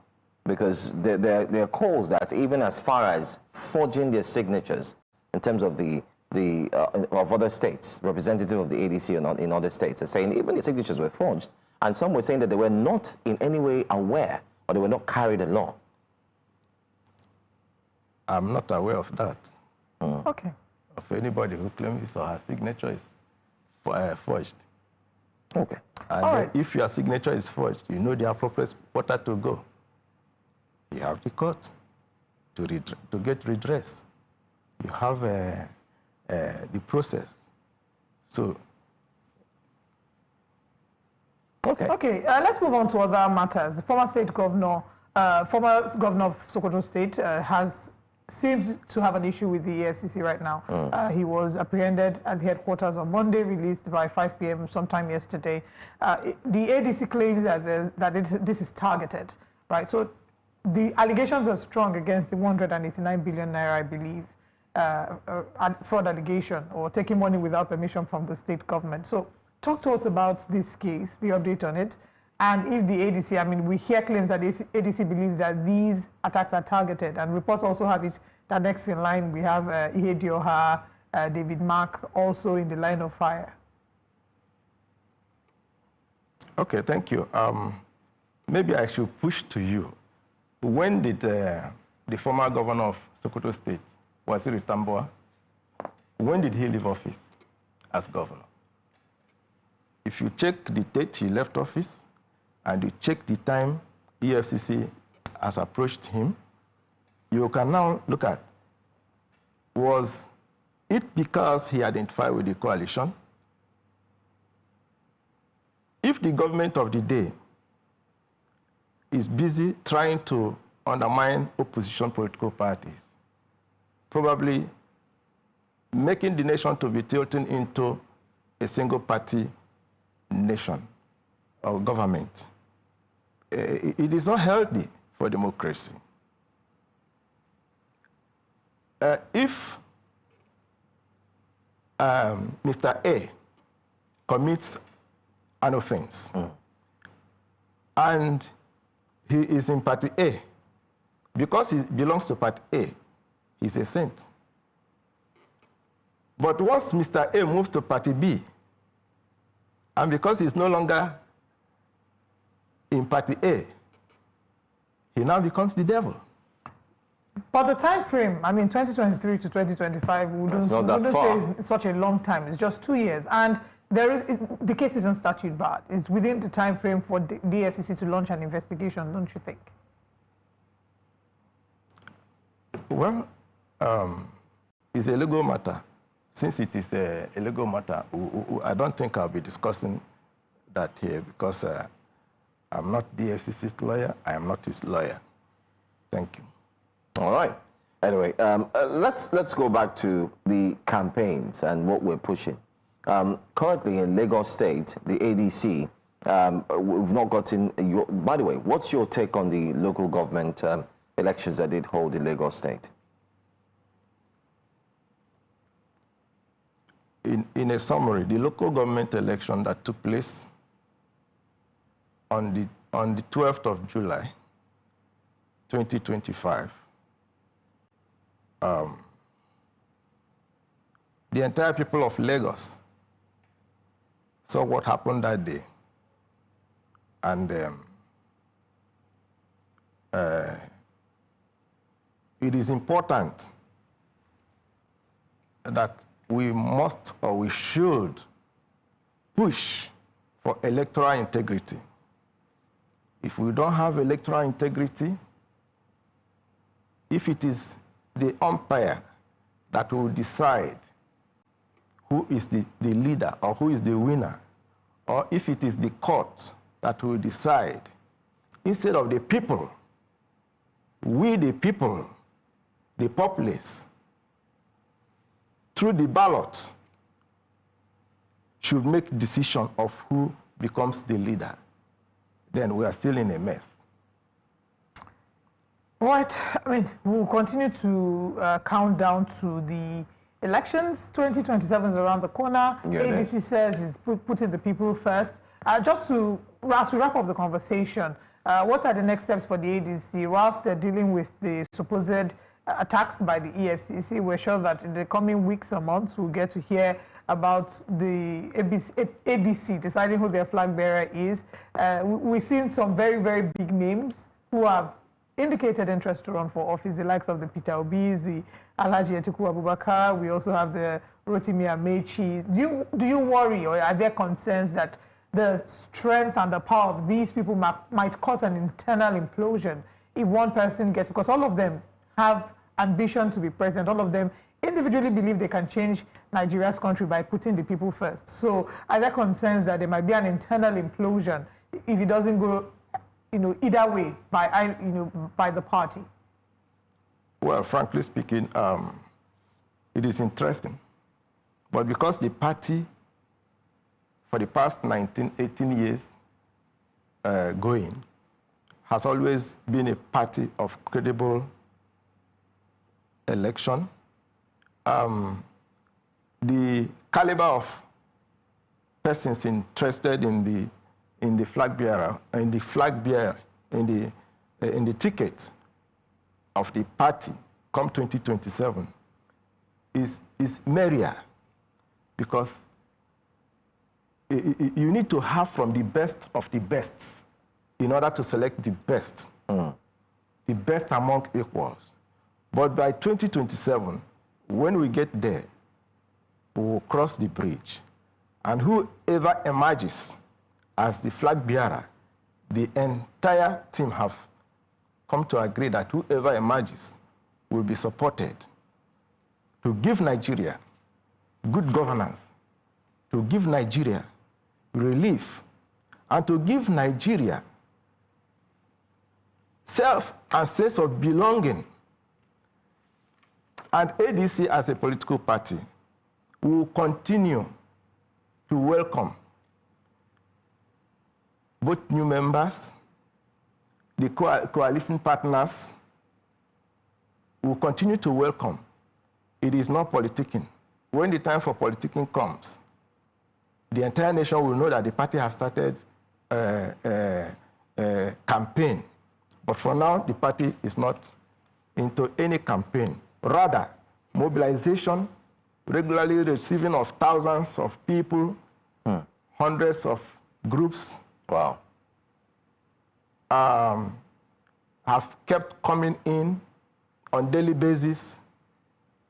The calls are inundated, but the party has set machineries on how to manage this influx, and it is managing it. All right. Well, let's wait and see. Hopefully, we would try as much as possible to highlight if there's any change in terms of your perception or change in terms of your approach regarding carrying out early campaigns, even before the statutory mandate, especially from the one that comes from the electoral body INEC. Thanks for joining us. State Secretary, especially for the ADC, Mr. Duru, thank you for being here. Thanks for Thank you. Sorry. Pleasure. I also want to mention very quickly, before you go, the ADC in Lagos State, all right, and of course the ADC in Abuja. The last time we had someone from ADC, we did ask, is Lagos State having its meeting anytime soon? The ADC in Lagos State. The ADC Lagos State, which I happen to be the state secretary, Yeah, is he having any meetings soon? regularly has its meetings. Okay. ESCO meetings, state working committee meetings. Is he going to hold a national meeting in Lagos, or everything is in Abuja? Well, as the days go by, we'll get to know it is party decision. Okay. When that comes out, the press will be well informed. Okay. I just thought we could get that from you, so I will let people know. But anyway, let's move on to our very next story. Thank you so much for joining us. Let's quickly tell you that operatives at the Special Prosecution Team, in collaboration with the Pipeline Infrastructure Nigeria Limited, that's PINL, have uncovered and raided an illegal crude oil refining dump site, especially in River State. This collaborative effort underscores President Bola Tinubu's administration's zero tolerance for illegal mining and hydrocarbons pollutions while safeguarding the nation's economic lifeline. News Central's Biola Festus tells us more in this report. The fight against oil theft under the President Bola Tinubu's administration has been unrelenting in recent times as agencies continue to collaborate to bring the illegal act to a standstill. Operatives of the Special Prosecution Team are empowered by the Petroleum Industry Act 2021 as a task force monitoring and investigating the hydrocarbon sector. Through intelligence from Pipeline Infrastructure Nigeria Limited, PINL, an organization saddled with protecting the Trans-Niger pipeline, this massive illegal oil refining dump site was uncovered and raided by the operatives of the Special Prosecution Team. Here is a premises being operated in the name of a logistic company, but actually within the premises is another subunit that is separated from the other face of the company that is discovered to be dealing in petroleum products without appropriate authority, and of course transacting with adulterated petroleum products in variance and outrightly against our nation's economic security. We discovered after surveillance working along with critical partners, particularly the Nigerian, the Pipeline Infrastructure Nigeria Limited, and officials of the police, with the Nigerian Police Force, NSCDC, EFCC, DSS, Army, and Navy. This hideout and hive of bunkers, situated in a discreet location in Oyigbo local government area of River State, does not hint at what it holds inside from its outside walls. Acting on intelligence gathered from PINL, the Special Prosecution Team tracked down the location.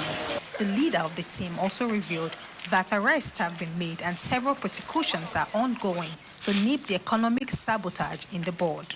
We've discovered several cooking sites where illegal activities are going on that led to the arrest of suspects, not an interview.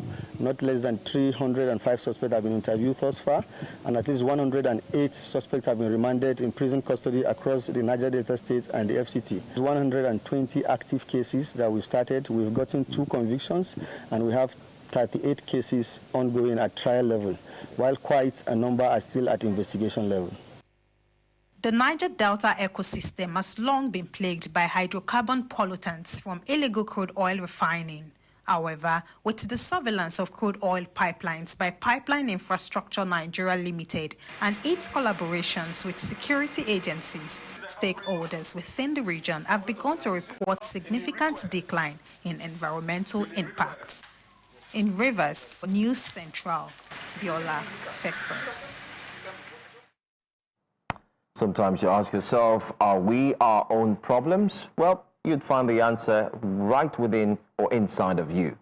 Let's tell you that activist Omoyele Sowore, who was here with us on Breakfast Central yesterday, and human rights lawyer Ibom Air were at the NYSC headquarters in Abuja earlier yesterday, after he finished his interview with us here in the morning, to press their demands for the release of core member Rita Ogwamaye's discharge certificate.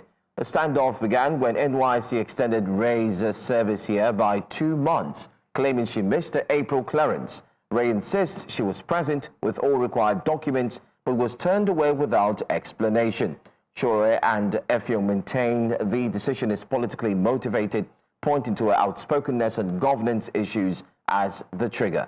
NYSC, however, says the matter is strictly administrative and in line with service regulations. During their visit, they met with senior NYSC officials and tendered a letter containing their demands. They reiterated that the agency's position amounts to a witch hunt, calling for immediate issuance of the certificate. Actually, to come and collect or have they have the discharge certificate. But unfortunately, we went to the floor of the Director General of NYSC. He was absent from his desk. So instead, we submitted the letter. The NYSC has been known over the years to seize discharge certificate of people who are politically very vibrant during their service years. Anybody who is serving the nation can't be prevented from maintaining a political opinion. They did not accuse her of anything else. But we know that this is not what she did wrong.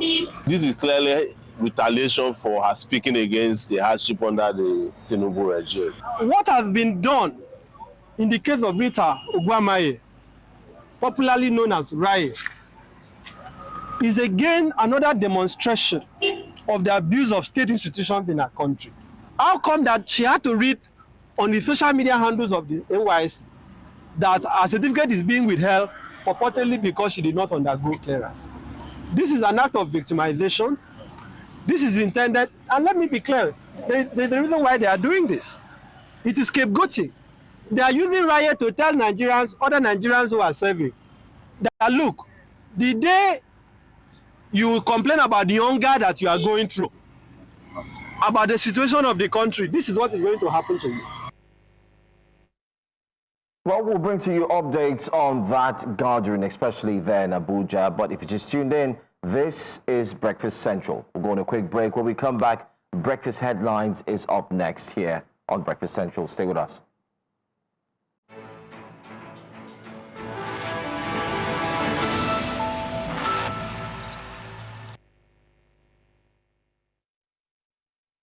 We begin Breakfast Headlines in Nasarawa State, where 16 inmates were said to have escaped from the medium security custodial center in Kefi in the early hours of Tuesday. The Nigerian Correctional Service confirmed that the inmates breached the facility security by overpowering personnel on duty.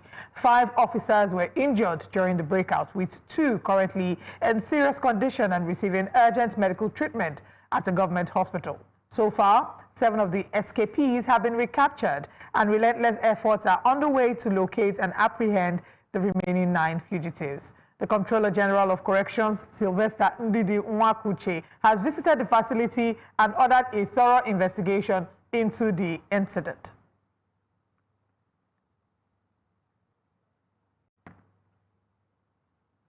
Still talking security, the federal government says that a sustainable supply of animal feed and fodder is key to ending recurring clashes between farmers and herders across the country. The Minister of Livestock Development, Ibom Air, made this known to newsmen at the Maiden National Pasture Planting Day in Abuja, saying food scarcity, or rather feed scarcity, is the food or the root of tensions between farmers and herders in rural communities. The message today is not just this planting. We are planting a vision. We are planting a strategy under the New Hope agenda. That is to tell every livestocker. And what I mean by livestocker is not just about cattle. It is about every livestock under your own care.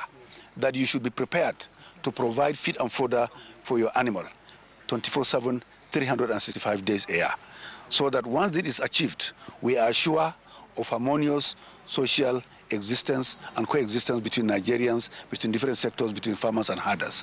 It is the absence of feed and fodder, it is the absence of grazing land that is causing all these problems we are facing. Today, the ministry is prepared.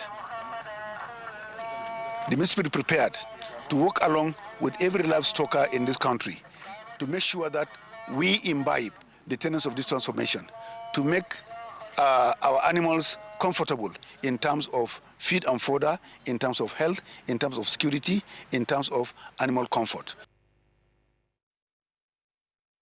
Away from that, the Economic and Financial Crimes Commission has released former Sokoto State Governor Aminu Tambuwal a day after he was detained over alleged fraudulent cash withdrawals totaling 189 billion naira. Tambuwal, who currently represents Sokoto South in the Senate, was freed on Tuesday after meeting his bail conditions. The former governor, who also served as Speaker of the House of Representatives, had honored an EFCC invitation on Monday, arriving at the Commission's headquarters in Abuja at about 11:30 a.m. He was subsequently interrogated and detained overnight. Heading to the court, the Federal High Court Abuja has given the federal government a September deadline to conclude prosecution of former National Security Advisor, retired Colonel Sambo Dasuki, over alleged unlawful possession of firearms and money laundering. Justice Peter Lifu fixed September 24th, 25th, and 26th for the federal government to call any remaining witnesses and tender all exhibits in support of the charges, which have been pending for a decade. Dasuki, who was first arraigned in 2015, was facing a 7-count amended charge and was expected to open his defense once the prosecution closed this case. In the meantime, the Nigerian Police Force has begun investigating Fuji musician Wasiu Ayinde Marshal, also known as Kwam1, over alleged unruly behavior that reportedly obstructed the safe operation of an aircraft at the Nnamdi Azikiwe International Airport, Abuja. The Force Public Relations Officer, DCP Olumuyiwa Adejobi, in a statement, said the Nigeria Civil Aviation Authority had formally petitioned the police over the incident, which allegedly occurred on the 5th of August 2025, in violation of the Nigerian Civil Aviation Regulations 2023. Following the petition, he said the Inspector General of Police, Kayode Egbetokun, directed the Commissioner of Police Airport Command to conduct a thorough investigation into the circumstances surrounding the incident.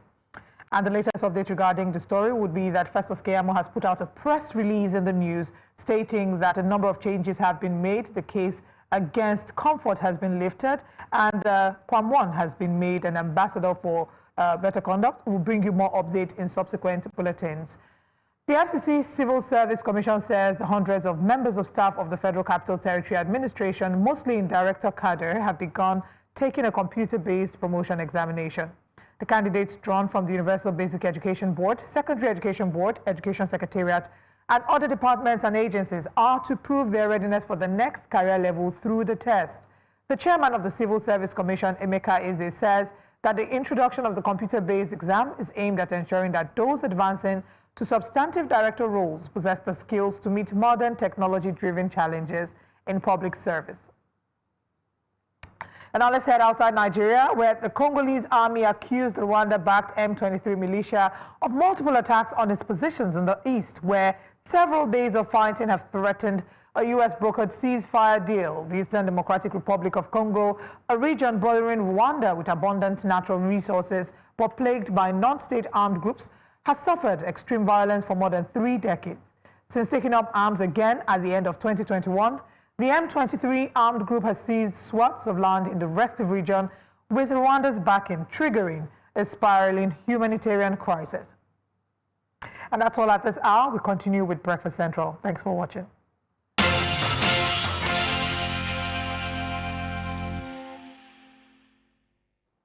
Welcome back. Breakfast Central, and it's time for the front pages of the newspapers. We do have our man who's here with us, joining us, and a bit of breaking story as well. And the phone lines will be open, so it's like an open conversation we're about to have this morning on the front pages of the newspapers. Mr. Can I do the honors? Please do the honors, please. All right, joining us this morning for Breakfast Central is one of our analysts. Can I call me, please? Thank you. Joining us this morning for our newspaper review is one of our analysts here, one of global repute, whose birthday it is today. Distinguished ladies and gentlemen, it gives me great joy to not just say happy birthday, but also to welcome Mr. Olusegun Okunade. Welcome to Breakfast Central, and happy birthday. Thank you very much, Oli, for that introduction. Glad to be here this morning. Wow. The level of commitment that even on a day when you should probably be at home lounging. Wow, I like the humility. Did you see the humility? Thank you so much. We have to work and do the service that we are out to. Thank you even much. if it should not be on the way, I don't want to start the breaking news. We will come back to the breaking news. We'll come back to the breaking news. But we'll continue to do our bit at least to raise the bar and represent our country the way it should be, in that ideal way that will give the upcoming generation that confidence to say this country is indeed good, not the way we were just having it. Oh, okay. All right. Let's start off with the front pages. Very interesting stories and updates. We're going to start off with the very first one. Do we have Sage first? Yes, we do have Sage. Okay. I think we should connect to Sage Let's first. connect with our man, Sage, who is joining us this morning here on Breakfast Central. Good morning to you, Sage. Ibrahim, I want to be sure that you can indeed hear us. Can you hear us clearly? Yes, good morning, Joe. Good morning to everyone in the studio. I can hear the studio clearly. Beautiful. All right, Sage is actually joining us based on what we do have. But can you bring the information to us from where you are and what's really going on? Okay, thank you very much, Joe. So at the moment, behind me, as you can see, is the perimeter fence of the Kefi prisons located in Dadinkowa, Kefi, here in Nasarawa State. This is the correctional facility that was jailbroken less than 24 hours ago, if you would call it that, because it happened quite early in the morning, where we heard that around 5 personnel of the Nigerian Correctional Service were attacked after there was an attempt to break out of the facility by inmates. Unfortunately, 16 of those inmates successfully broke out and escaped, triggering a manhunt for all of them.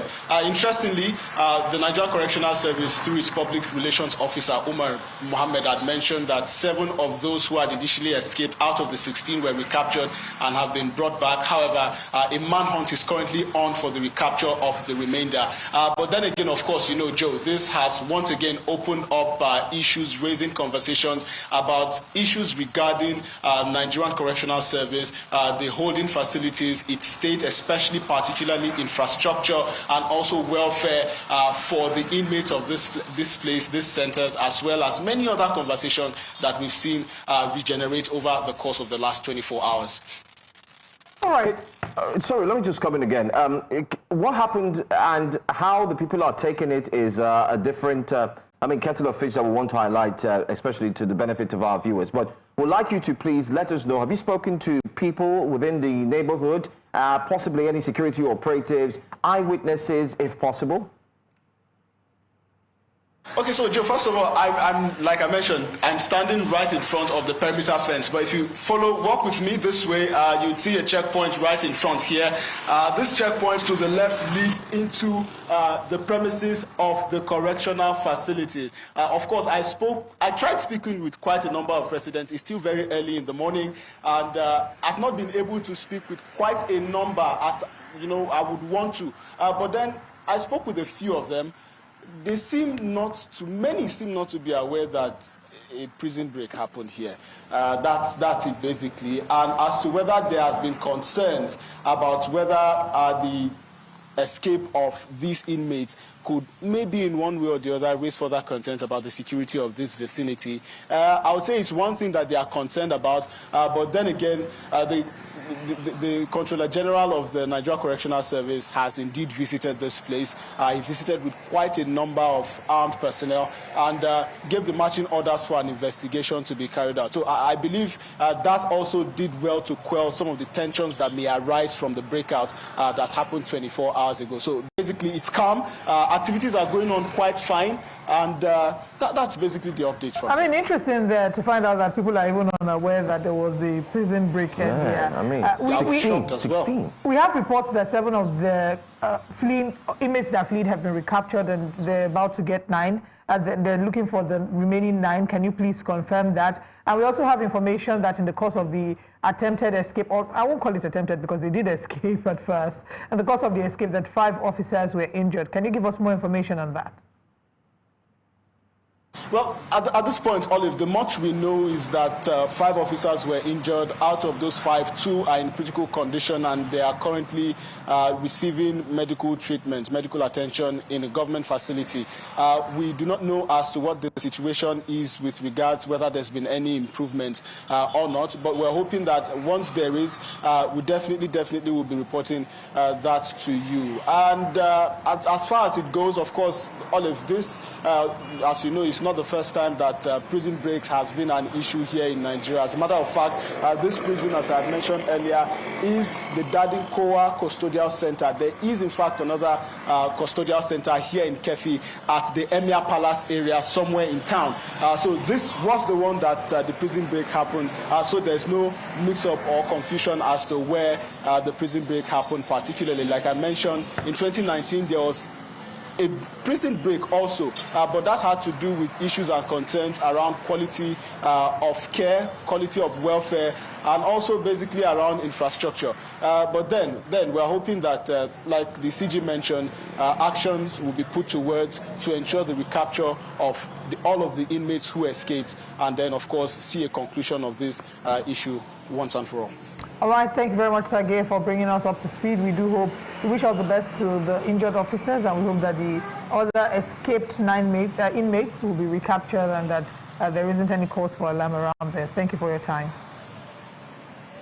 Thank you, Now Sergey. let's come back to the studio here where we do have very interesting information. We'll be going through the papers. Let's just read the highlights or the headlines, and then we'll bring you a very big story. Let's go to the Vanguard. The Vanguard does justice to what we would segue into. Okay. Not segue. You know, see what I did there? Segue into. Segue. Oh, I see what you did there. Yeah, I know. Ibom Air. Fracas. Comfort begins life at Kirikiri. NBA wades in. We did speak with the, of course, this story is a hold on. Let's go into this. Atiku ADC condemn Tambuwal's arrest. Say EFCC now political tool. Stop sulking over opposition probes when non-partisan. EFCC replies ADC as EFCC grants ex-Sokoto governor bail. But our focus will be on Ibom Air fracas. There's an update, and we want to put the update on the screen. The Minister of Aviation and Aerospace has indeed released a tweet, or what you call an X, on the X platform. On the X platform. Absolutely. So let's bring you the latest updates regarding this case. It's a press statement. It's a decision to withdraw criminal complaints against Ms. Comfort Emmanson and to address related matters. It's quite a long one, so stay tuned. In the last 48 hours, I've been in consultation with critical stakeholders in the aviation sector and those involved in the unfortunate incidents regarding the unruly behaviors of certain individuals at our airports of recent.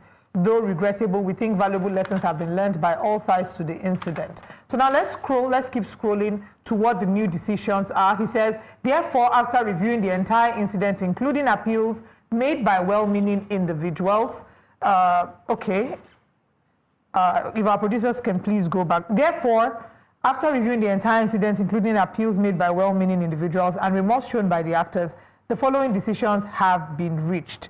Now, starting with the case of Ibom Airline and Ms. Comfort Emmanson. It says, A, in the case of the unruly passenger, Ms. Comfort Emmanson, on the Ibom Airline on Sunday, the 10th of August, 2025, I have conferred with Ibom Airline to withdraw the complaint against her today. When the police took her statement in presence of her lawyer, she exhibited great remorse for her conduct. B, Subsequent to the withdrawal of the complaint by the complainant, the CP of Airport Command and the police prosecutor will immediately take the remaining steps to facilitate her release from Kirikiri prisons within this week. So underline that line. Friday, underline that line. before weekend. C, I have also conferred with the leadership of the airline operators of Nigeria and have appealed to them to lift the lifetime flying ban imposed on her, to which they agreed. The details of the resolution will be made public by the AON subsequently. Now, to the case of ValueJet and Wasiu Ayinde Marshal, aka Kwamwon.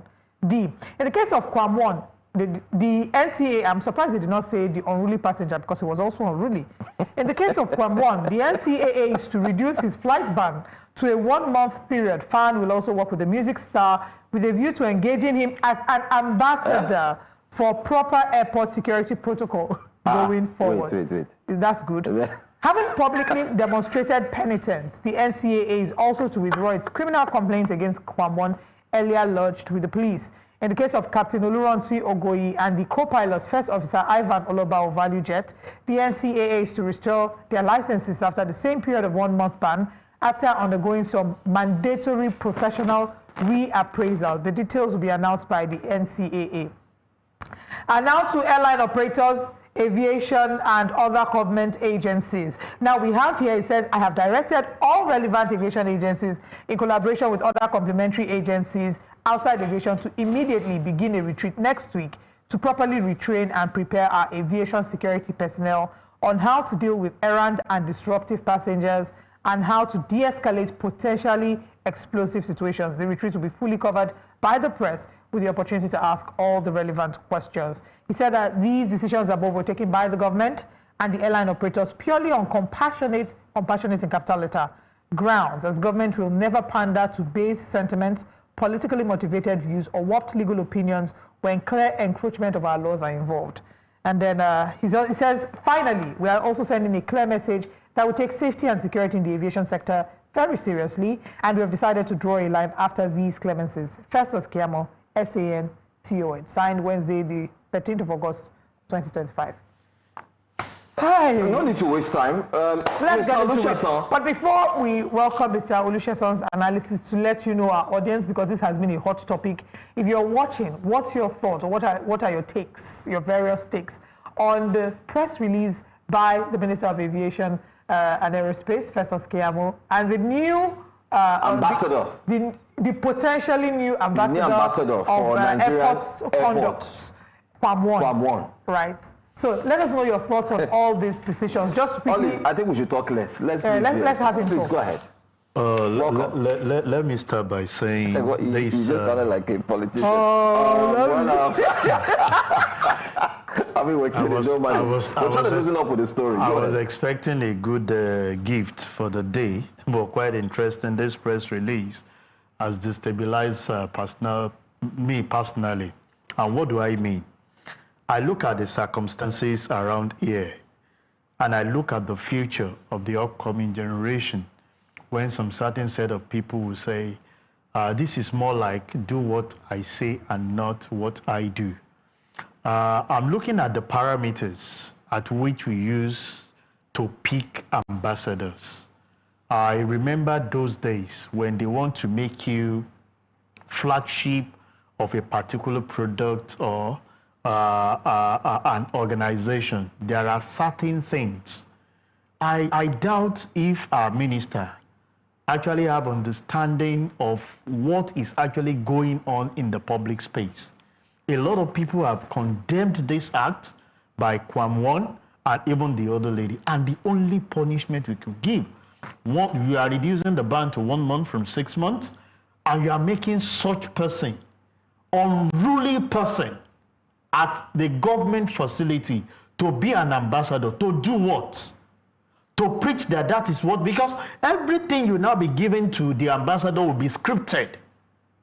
Ambassadors that we know in time past are people that are born out of passion based on what they have done. You will see that traits in them, the leadership quality that will exemplify the thing that is expected of them.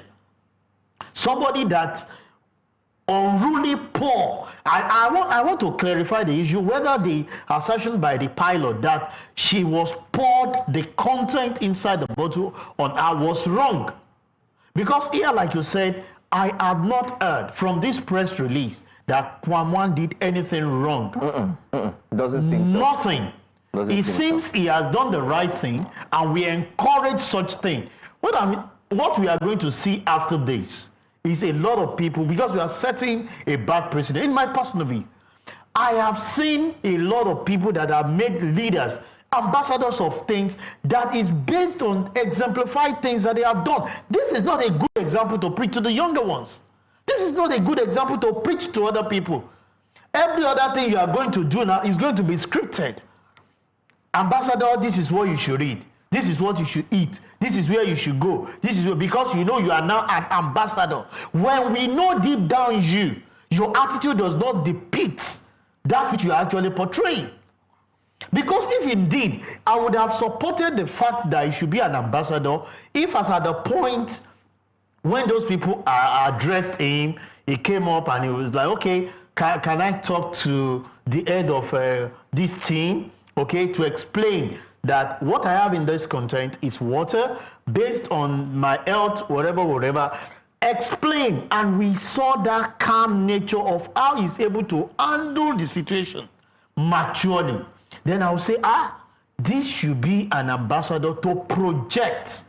Even when the airport officials or staff has not managed the situation, this man was able to wait in and, excuse me, if what that pilot did actually materialized, we'll be saying the same thing we're saying here today. If the man has not actually bent down, because I watched the video, he bent down and other staff. If that has not happened, that thing caught on him unaware, we will be talking to a living person to become an ambassador. The fact remains that this that has come out, personally, I am not. It's a government decision.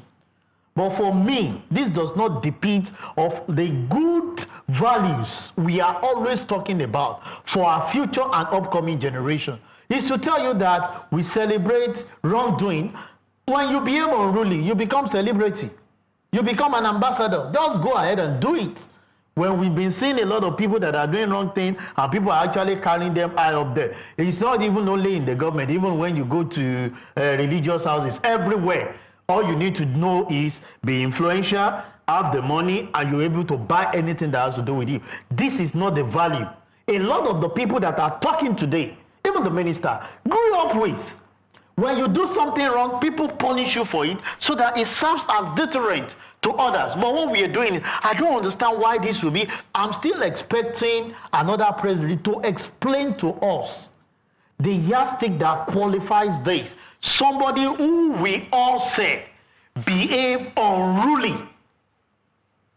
And let's leave the aspect. As far as I'm concerned, as far as this country is concerned, if you have money and you are influential, the law that guides you is different. Because my question is, if it was just a regular Nigerian that wasn't a celebrity that had the case with ValueJet, will they have come to this logical conclusion? Let me say it in my local language. Lie. It will never. And that's why you observe that if it is the same celebrity that has slapped that Ibom Air, I'm sure they would have given him another ambassador. We are not saying anything about... and look at the swiftness in actually punishing Comfort. Quickly, a judgment was taken to Kirikiri, a life ban. Life. Thankfully, they've lifted the life ban. I'm saying that the swift response in making those punishment on her, if she had been someone like Kwamwan, or influential or celebrity, what we are just saying now is that if you are influential, you can do whatever you like. And get away. Government will definitely back you up to see, because as far as I'm concerned, I've not seen any value that preach good moral to our upcoming generation of what Kwamwan has actually done. So when we battle with a society where young people are doing all they can just to become influential and rich, get it as best as you can, or get it while die trying. How do they say it? Die, whichever way we want to put it. Get rich or die trying. Get rich or die trying. You see them do that. Okay. Are we saying that this is possibly one of the reasons? Of course, we can say it is just to be influential. I think we should ask our viewers. Our viewers should call in. Is Kwamwon your ambassador? Well, just to be clear, they haven't yet made him an official ambassador, but they have said that they will be in conversations with her. They'll be in conversations. Let me read the actual statement. He says, in the case of Kwamwon, the NCAA is to reduce his flight ban to a 1-month period. FAN will also work with the music star with a view to engaging him as an ambassador for proper airport security protocol going forward.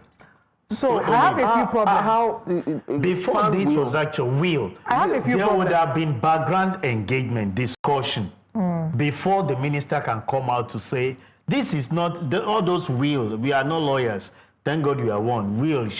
Whatever. This is a discussion behind the scene that is actually just being played out. Should this even be in the press release? I should. Right. If that will be done, it should be something that will not appear. Maybe later. And say, we have actually reprimanded the star. We can see this, and we feel that as part of the punishment, it should be an ambassador for us to preach against what he has done. I don't even know if that's it, but I have a few issues with it, and I'm going to list. First of all, my number one issue with this press release by the minister would be, in no particular order, Comfort was referred to as the unruly passenger. Meanwhile, Kwamwon was referred to as the music star. In this case, both of them went foul of the law. They both committed offenses that ought to have, ensured that they were both charged to court. That's one.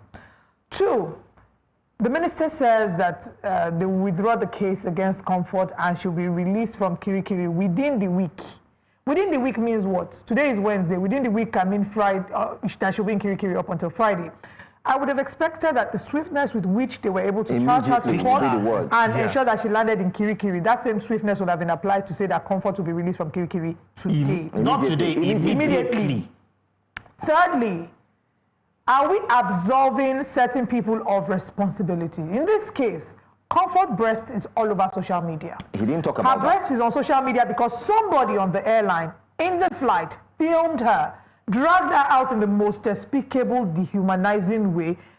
In fact, it looked like they were pulling her top because what she was wearing was a pinned top that usually is pinned down inside, the genital region. They pulled it up. Her breasts were revealed. They filmed it, posted it on social media. Her breast will forever be on social media, and nothing will be done about it. It's enough that they lifted we should celebrate them. They lifted the ban, the international and local ban, and they reduced Kwamwon, the music star's sentence to just a 1-month flight ban. Too many issues with this. But let's take the calls from our audience. We have a call this morning from Akin. Akin is calling from Ondo State. Good morning, Akin. What are your thoughts? Thanks for calling. Good morning. Good morning.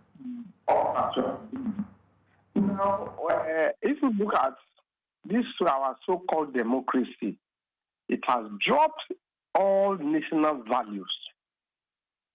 Democracy has, as some people say, is a scam. We are no longer growing, we are going down as a people. It's not just this regime, the previous one, but this one is even up it. This one has taken it up to higher level. If we are going like this, can we have anything that is of value, development or whatever? I've said it before, young people are learning all these terrible things that we are doing. The country will continue to go down. It's unfortunate. Those who are there now, they don't even care. And this is what happened even between 1979 and 1983, when the Sagari government went down. Now, the military regime is much better than democracy. When you talk of discipline, when you talk of national value, culture, this is what we are going today. We hunt us tomorrow. Thank you very much. Thank you very much for calling, Akin. We're also hoping that we can get more people calling and reacting to this story. And even if this is not the story you want to talk about, because we'll soon move on from it. But I want to take a comment from YouTube. Patricia James says, she's just a scapegoat to a bias system. Power play going on here, and everyone can see it. The question is, who can revoke it and do justice with fairness? Well, this was before the official announcement that her case has been lifted, the ban has been lifted, and that she will be released from Kirikiri within this week. Anyway, I guess in the coming hours, in the next few hours, we'll get again another reaction from Nigerians. A lot of reaction, even on social media. But then again, I mean, what are your final thoughts on this? Putting out a press release that seems also inconsistent, and we would use the word inconsistent here respectfully on the station, because we feel that the consistency should have been made clear in the press release, which is highlighting what the laws are, just as he did in the first time when he had released it, when he put out the press release and stated that these are the laws that were violated. However, the inconsistency is also seen in the sense that one is called unruly, the other one is called a music artist. Nothing is said about her private videos, her breast exactly, video and that's another inconsistency again, which violates the constitution, the laws, which simply leads to what we call pornography. It's two fighting, make everybody go court. So bottom line, two people are fighting. We're expecting that him, which is the minister, honorable minister, also being a senior advocate of Nigeria who understands the law very well, we're hoping that maybe he will propagate the law and say, listen, these two will be prosecuted and everything must therefore be handled by the laws that govern the Nigerian constitution. But it's not looking that way. I don't know what your take is. Yeah, Joe, let's just look how this plays out. In the few weeks, few months to come, we'll definitely see some of the steps. But the disheartening thing to me with this press statement is that we are actually degrading our values, not what a lot of people actually grew up with, what we're actually propagating when you want to pick leaders. And that's why we see a lot of things that are happening in the setting as we speak. A lot of people want to get rich, knowing fully well that once they are rich, anything goes in their favor. And exactly if the minister can come out to say, this other person, which we both said at the commencement of this issue, that they both behaved unruly. One is referred to as carrying out that unruly, and the other person is a star. They didn't just say musician, he's a music star. That's what he's saying here. We also work with the music star. So once you are a star, do everything within your capacity to be a star. Whatever offense committed, in fact, we will celebrate your wrongdoing and promote you to the next level. These are not the values that we know. These are not the culture that a lot of people, if this actually was something that they considered within themselves, you shouldn't have brought it up in the press release. Maybe something behind the scene. After some months. That we now said, okay, after that act of crime one, we actually allowed him to go through some phases. Is coming out to be our ambassador to preach against what he has done. I will reason that line to say, and Comfort will begin to say, okay, when you are in the public space, you don't behave unruly because you are highly influential. These are the way. I've learned one or two lessons, and that will be not we coming to now have divide and rule. It's just to pass message to everybody. When you don't have people at the top there, don't go and make any issue. You just see yourself behind the scene. For the benefit of our viewers, we'll look at The Guardian. There's a big question we want to ask right now, and I think it's one of the biggest questions that Nigerians should start considering. And that's a question at the top, at the header of The Guardian. Outrage over Ibom Air incident as IG orders Kwamwon's probe. Now let's pause for a second why I say it's the biggest. The Inspector General of Police, in a press release, said he has ordered for probe and investigation. Now, the Honorable Minister of Aviation and Aeronautic has come out to say that they've taken decision. Whose action will stand? Will the IGP still go ahead and probe? And we know that if the IGP goes ahead to probe the Inspector General of Police, therefore, will his results or his actions be different from what the Honorable Minister has said? So you see where we are going to now? You see? So where do we start? Don't stress yourself. They already marked the script. Whatever probe is to tell you how we say these our leaders are disjointed when they are taking decision. If the IGP is saying one thing, the minister is saying a different thing. What's the synergy in this? This is just a press release released an hour ago. Yeah, an hour ago. An hour ago. And just last night, the IGP was saying we'll carry out an investigation and probe this and get back to the people. We would not, let me say I will not expect a different result, because it will be counterproductive for the police to be working against some of this. But what is disappointing, and what I will feel the IGP should do, the man Token that I know, should uphold the values that is meant. It should carry out this probe. They can come back and say, okay, this is what we have observed. If you don't want to send him to correctional center for him to go and learn some things, no problem. But we've been able to deduce this out. And this is where we call out the NBA. One of their members is the one actually perpetrating this. So, and this is judiciary system to say, speak to it. So we had the NBA this morning on the show, the representative, of course, being the NBA chairman, and he had talked about they were going to delve into the arena in terms of speaking with the lawyer that was assigned to represent Comfort and taking over from him and ensuring that they get justice for Comfort. I don't know what the next steps will be now, seeing as they've lifted the case and they'll probably not be going to court. But there are too many things to look at when it comes to this. But it's really not a good thing for us as a nation. I must say the decision left for me, my personal view, is to say that this is not the value that we expect from our leaders passing to the upcoming generation. What we have just passed out this morning is to state that you can behave unruly. Once you have money, you will go scot-free. In fact, if care is not taken, you will be more celebrated.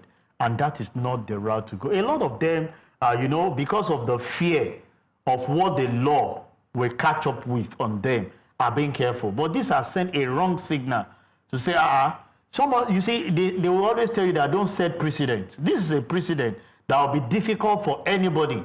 Not even the lower cadre now. The elites themselves will tell you, what do you mean?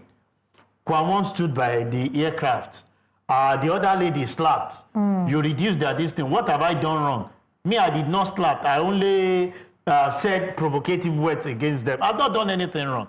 And these are things that we should discredit among our society so that people can do the right thing. I don't expect this to have come up from our minister, and not just minister, and SAN, who we expected, we upheld the law and the values that is actually expected of it. But what we keep hearing is that once you are in the hierarchy, a lot of people will come on social media and they will tell you that, Sheson, you are just speaking English. The people that are in charge now, they know themselves. And if he can become an ambassador by doing this act, in the next few months, let's see what will become of some of these celebrities, the way and manner at which they will do, because they already have, now you have something that you can do that will make you to become an ambassador of a particular organization.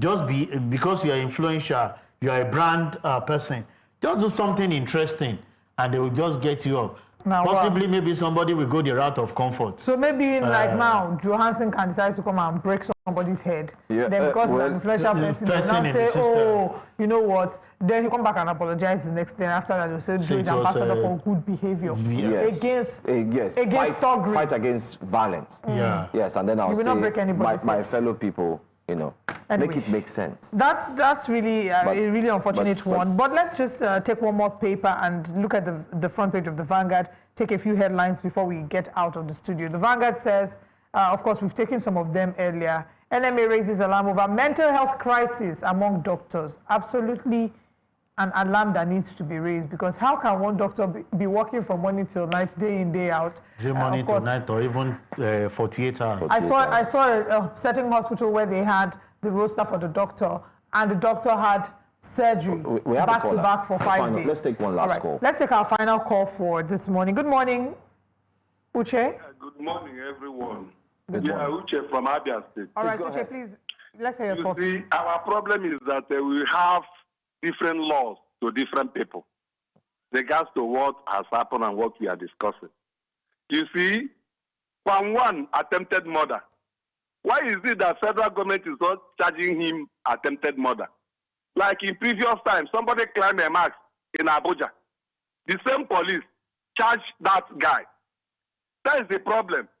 And the point we are making now is that a minister can even order whatever the court have said, he will revise it. By telling us that within this week, that lady is going to come out of the, Greek prison. Where are we going to? Nigeria is not going to work the way our leaders, so-called leaders, are projecting this country. That's my own contribution. We should have one law for everybody. God bless you people. God bless you too, Uche. Thank you for calling. Just one tweet on X. Someone says, from crime to ambassadorship, Nigeria's got talent. On that note, that slaps. We sign out. All right, that's how we wrap up today's show. Thank you for joining us. Remember that we'll be back again to continue the conversations. If you'd like to tweet at us individually regarding any of the stories, we'll be happy to take your comments tomorrow on the show. You can tweet at Joe Hansen or me at Olive MOD. And remember that we're streaming live as well. When we exit the studio, Jasiri continues, and I'm pretty sure that we'll continue with this conversation. Oh, yeah. Ibom Air saga is far from over. Adeshason Okwade, Olusesan Okwade. Thank you for joining us. Once again, happy birthday. Wishing you a wonderful rest of the day and a truly incredible year. May you not be dragged out of plane. Amen. And filmed in the most despicable manner and shared on social media. Amen. It's a deep prayer. Deep prayer. We'll see you tomorrow. I am Olive MOD. Bye-bye.